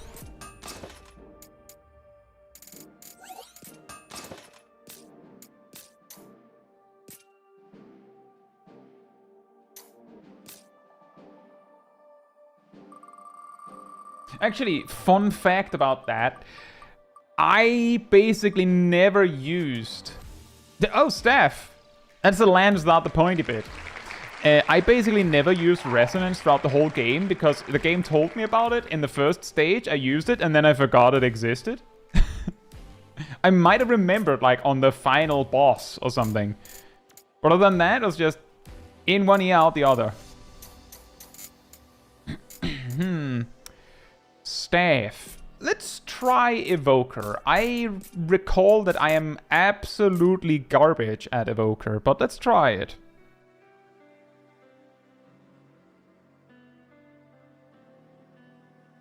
I think that enemy got the point. I think that enemy saw my hat.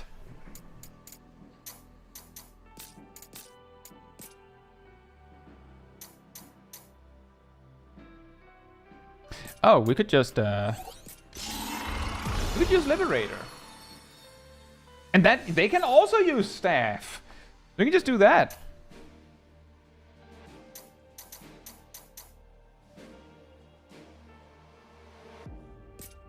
Let's get the the mastery here. And also this mastery here, so that we get to use these specialized jobs at their best.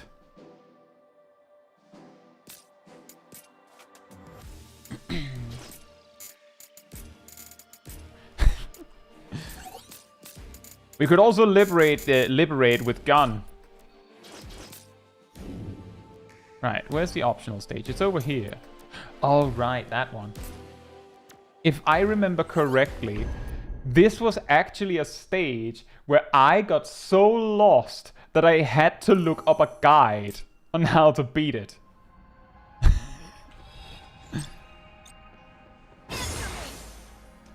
I didn't actually mean to do that. Let me just see.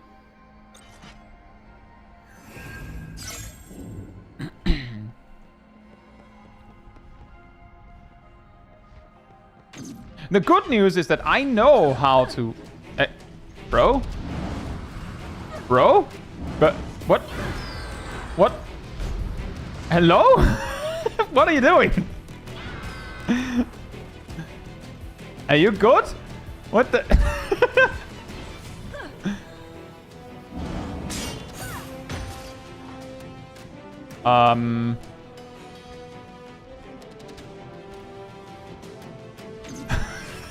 Did you will?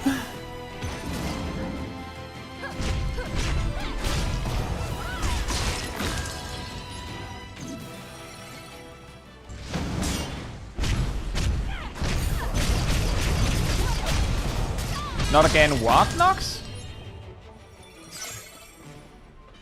But this problem? Complicated stage? Oh, Crystal Tower.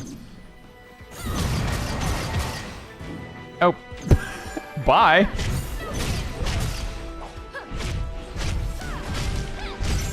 Oh, bye.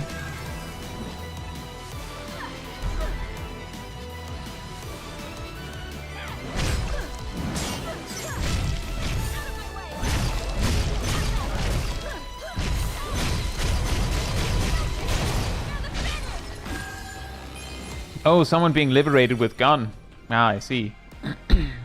So the trick is that this stage, if I recall correctly, loops. So if you don't get what you're supposed to do, then you will not do it.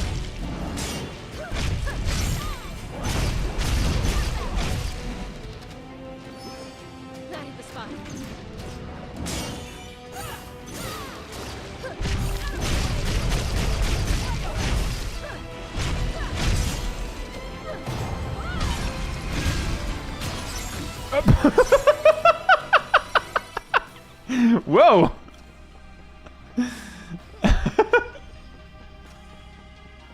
That's very explosive. Friendly fire? I think it was more that the explosion from the soul bursts tossed them around, and that can do wall bangs, and the wall bangs themselves do damage.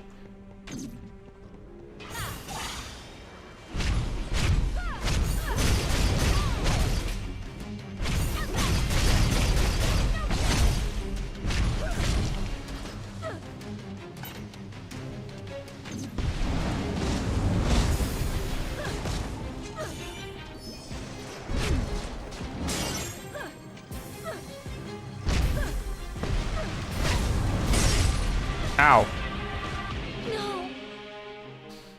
No.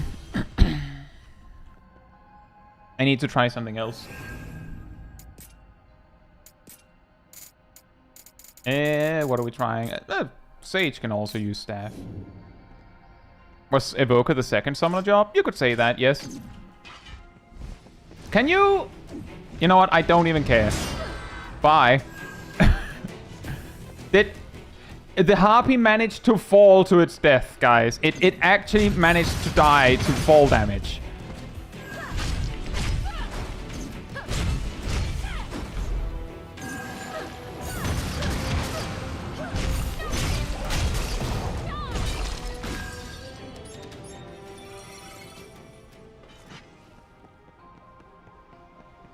the harpy managed to do the weird, wacky floating it did before. And then it just flew off the map and died.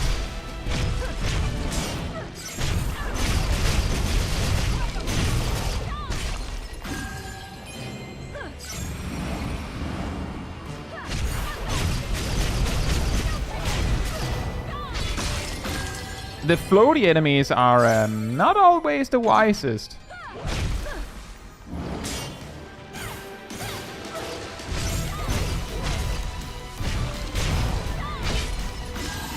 Now, let's try that again.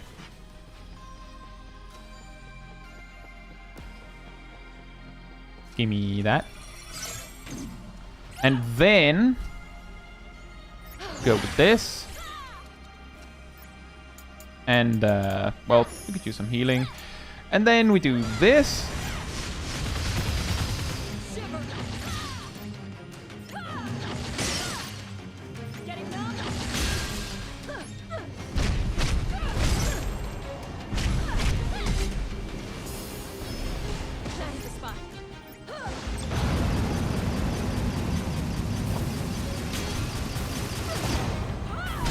I need a refund on some of that MP, but yeah, screw you.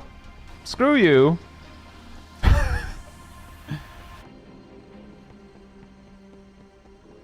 Screw you. Now for the rest of the stage. That's the power of Sage. Now, this is what might stomp you. Where's that? And the reason why I'm like, oh, cubes, and then I don't do anything, is because we might get back here. And if I touch the cubes, then everything respawns.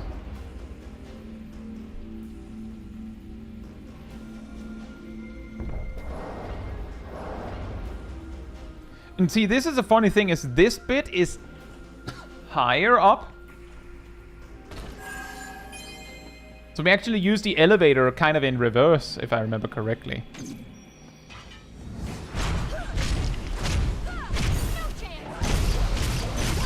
Are you serious?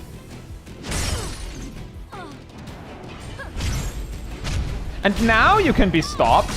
What's with that super armor? Situational super armor, anyone?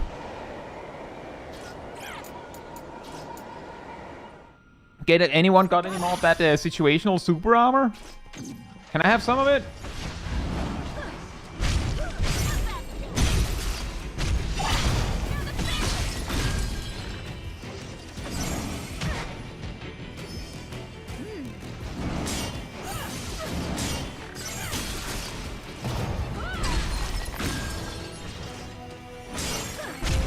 Bye.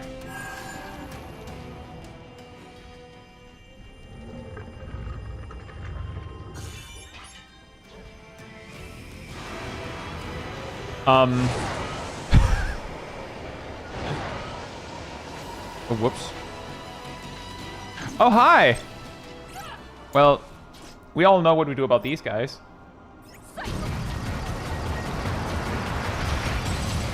Oh. Well, I don't get any loot from that, then, I guess.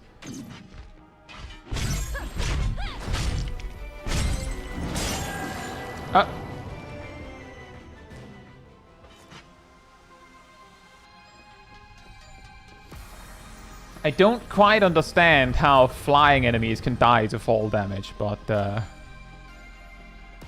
sure.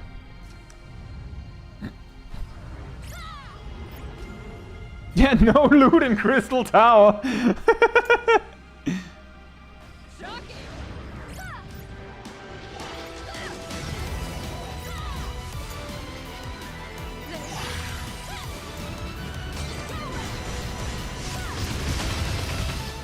Oh, what? Oh, apparently I need one more spell. How did you miss?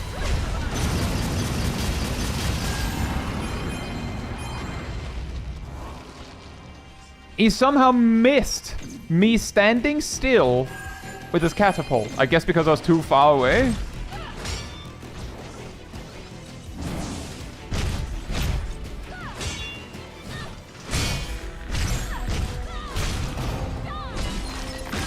You hit their wings too hard?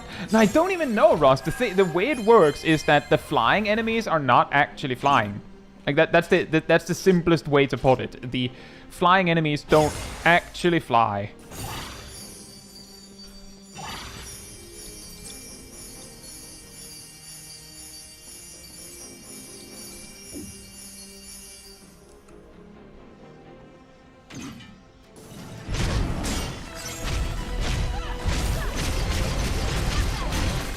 So they just move their hitbox really high, and it's like a really tall enemy effectively with a high placed hitbox. But if they are above nothing, then they just die. Then they just fall to their death somehow.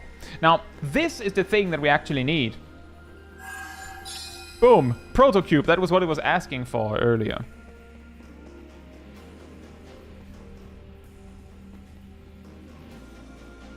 And then we just go this way back. And the thing is, you would only know you would probably only know this path if you had. There's the possibility that you've unlocked this stage without knowing this path, because this path is essentially the way to another, like to a secret. Oh.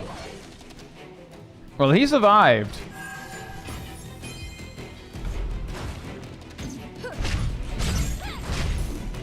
And he's dead. Well, you tried. Thank you, weird evoker thing.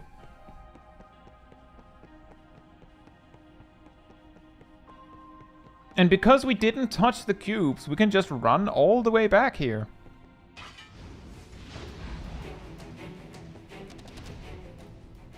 There's no point to fight that. There isn't anything down there.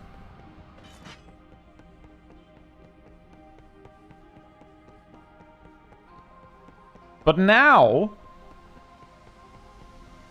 we can safely use the cubes.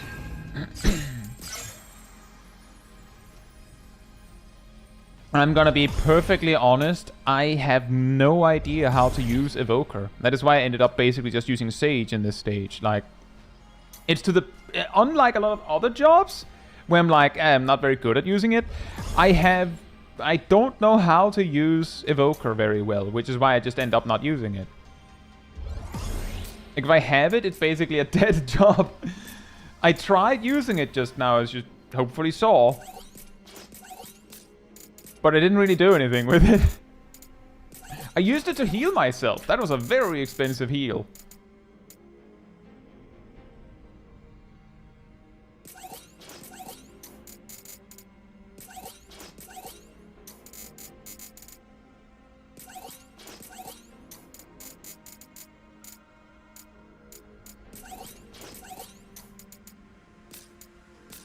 But... was it a party? I believe it was an AoE heal, so you could just stand in it as a group.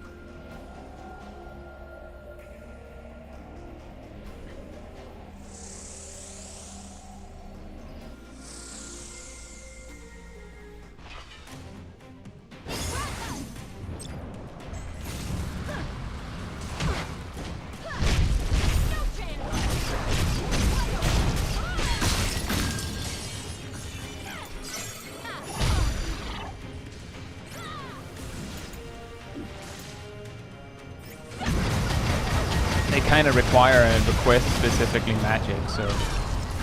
Oh, actually, that body stays around. That's kind of nice. What does that do? Oh, it's like a black hole sucking them in. That's pretty sweet.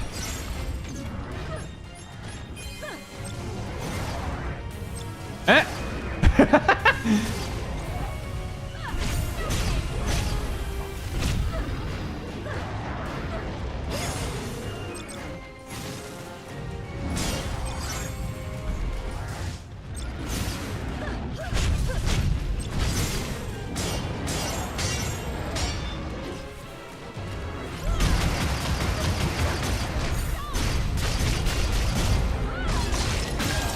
Hi, Vetras. Hope you're doing well.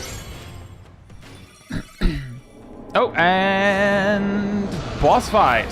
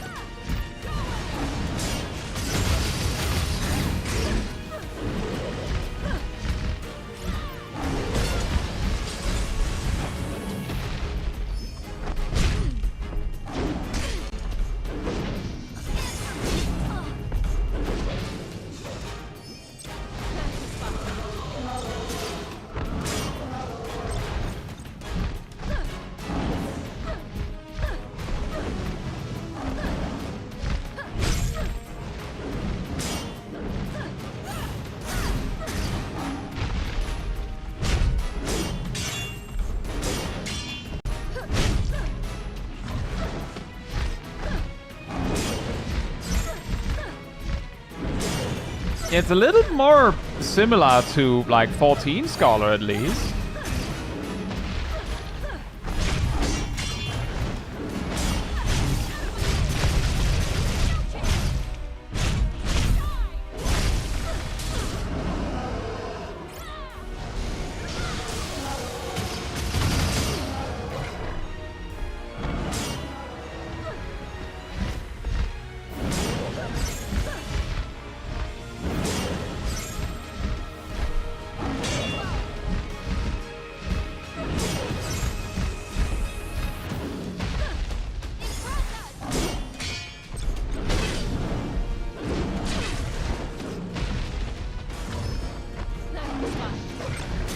Oh, it can tank! That didn't even occur to me that it was attacking it and doing damage to it. That's why it suddenly disappeared.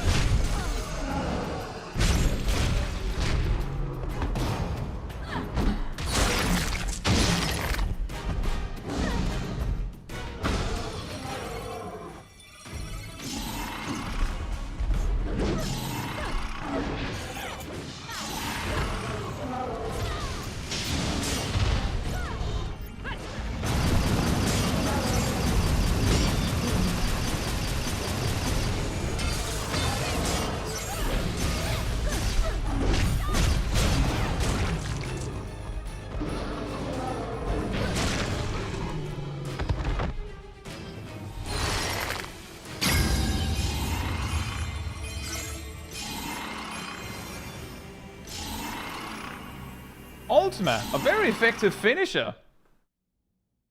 No, finisher. It's a very... one could say it's an extremely effective starter.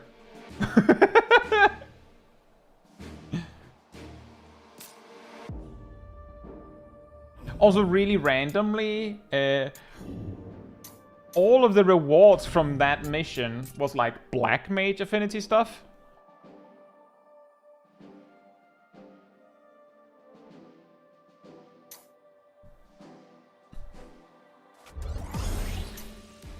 Which, like, that is something you can also use in a playthrough, is that you might see a side quest give, like, gear that you actually want. The problem, of course, as we've covered before, is, yeah, but you'll replace it in, like, one stage, so... congratulations, I guess. But it is there.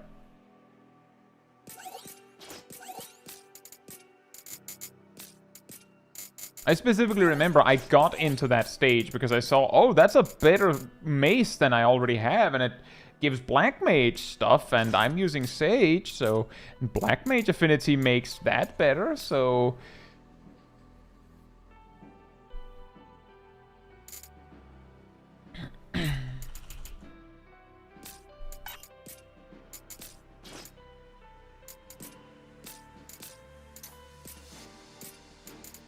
And then, like, I of course did the next stage and I was like, oh. Right.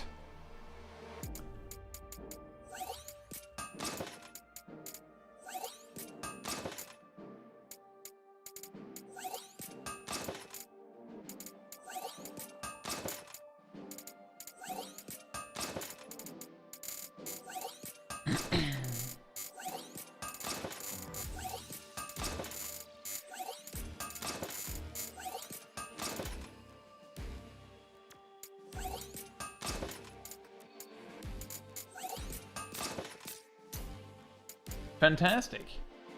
Hair's gonna fold when he catches the Ultima. I'm just saying, my first playthrough of the game, most boss fights were basically me carefully and very scared, hanging back, trying to build an Ultima, and just sending it. Like every phase was beaten with Ultima, pretty much. Once I could do that, not 100%, but most fights were beaten like that. While I hung back with my companions because I was not very good at this game. And back then, by the way, Ultima didn't cost an MP bar. Like it was just, well, if you already cast 6 spells, then it's free. Like that one's on the house.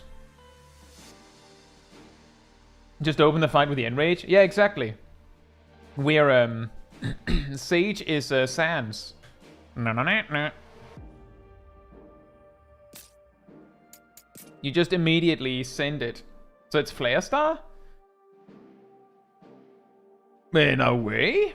In a way, yeah. The difference is you have to cast 3 arbitrary white magic spells and 3 arbitrary black magic spells. In either order. And then just send it. It is a little funny because it feels like it's meant to be like a bigger deal and more difficult than it is, but if you just like stay in one, do 3 spells, switch to the other, do 3 spells and send it, then it's 6 spells. The problem is if you keep switching back and forth. There's also the part that it's like deleting your build-up because the sigils that you use. Let me just find the job tree thing with it. Basically, Sage casts white and black magic faster than a white mage or a black mage. Just baseline, because each time you cast one, you get a sigil that makes the next spell faster. And they stack up to 3. And when you have 3, it's almost like you have haste.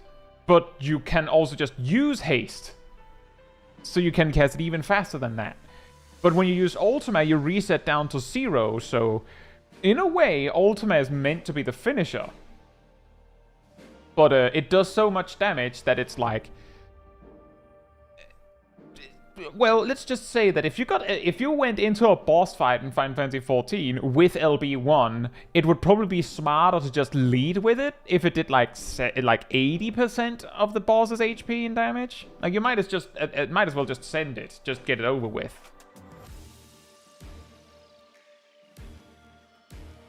Like at that point, whatever. Also 69 anime shots, nice. Can we unlock some more jobs with that before we finish? Have we gotten all the advanced ones? We have. Okay, well, can we unlock some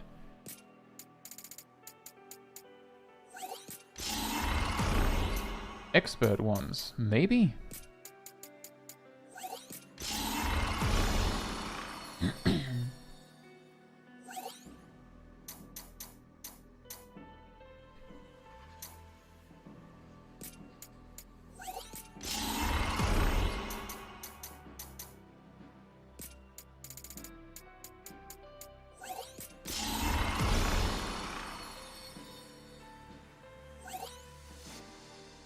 Samurai is actually pretty funny, because if you're actually really good at parrying already, then make your Shisui makes that even easier.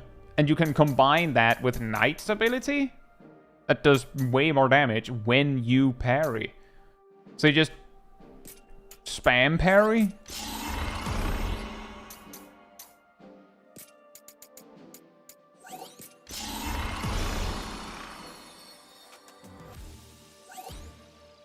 Although you lose the Make Your Shisui buff if you get hit. Which is usually the reason why I don't usually use Samurai very much. Because, I mean, I'm pretty good at parrying. But I'm also pretty consistently imperfect. Anyway, that means that next time we might just be able to do at least those 2 stages, maybe even the other half, which like they start over there. I can't remember how many optional stages appear on this like weird stalling section, but we managed to get even further. And I managed to try some new jobs.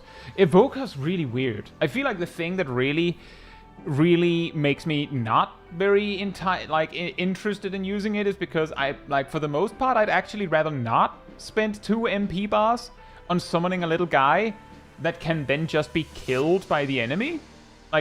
I specifically took away my companion so I knew the enemies would focus me. And then I summon a thing and then they kill that. Like, I actually, for the whole Sage setup, I could actually see, was Evoker more a party job? I don't know.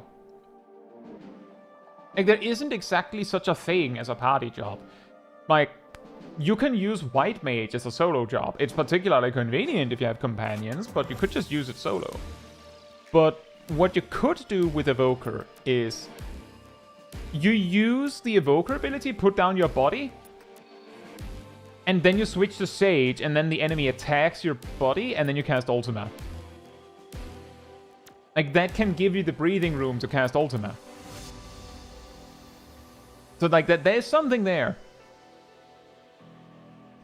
But I feel like that's a pretty deep investment for a very specific trick that is only interesting so many times. By the way, random tip.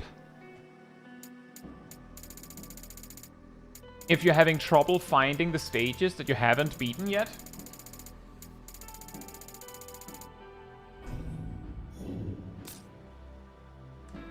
the display list button in the bottom, do this, and you can just swap between these, and you can just see all the missions you've beaten or not.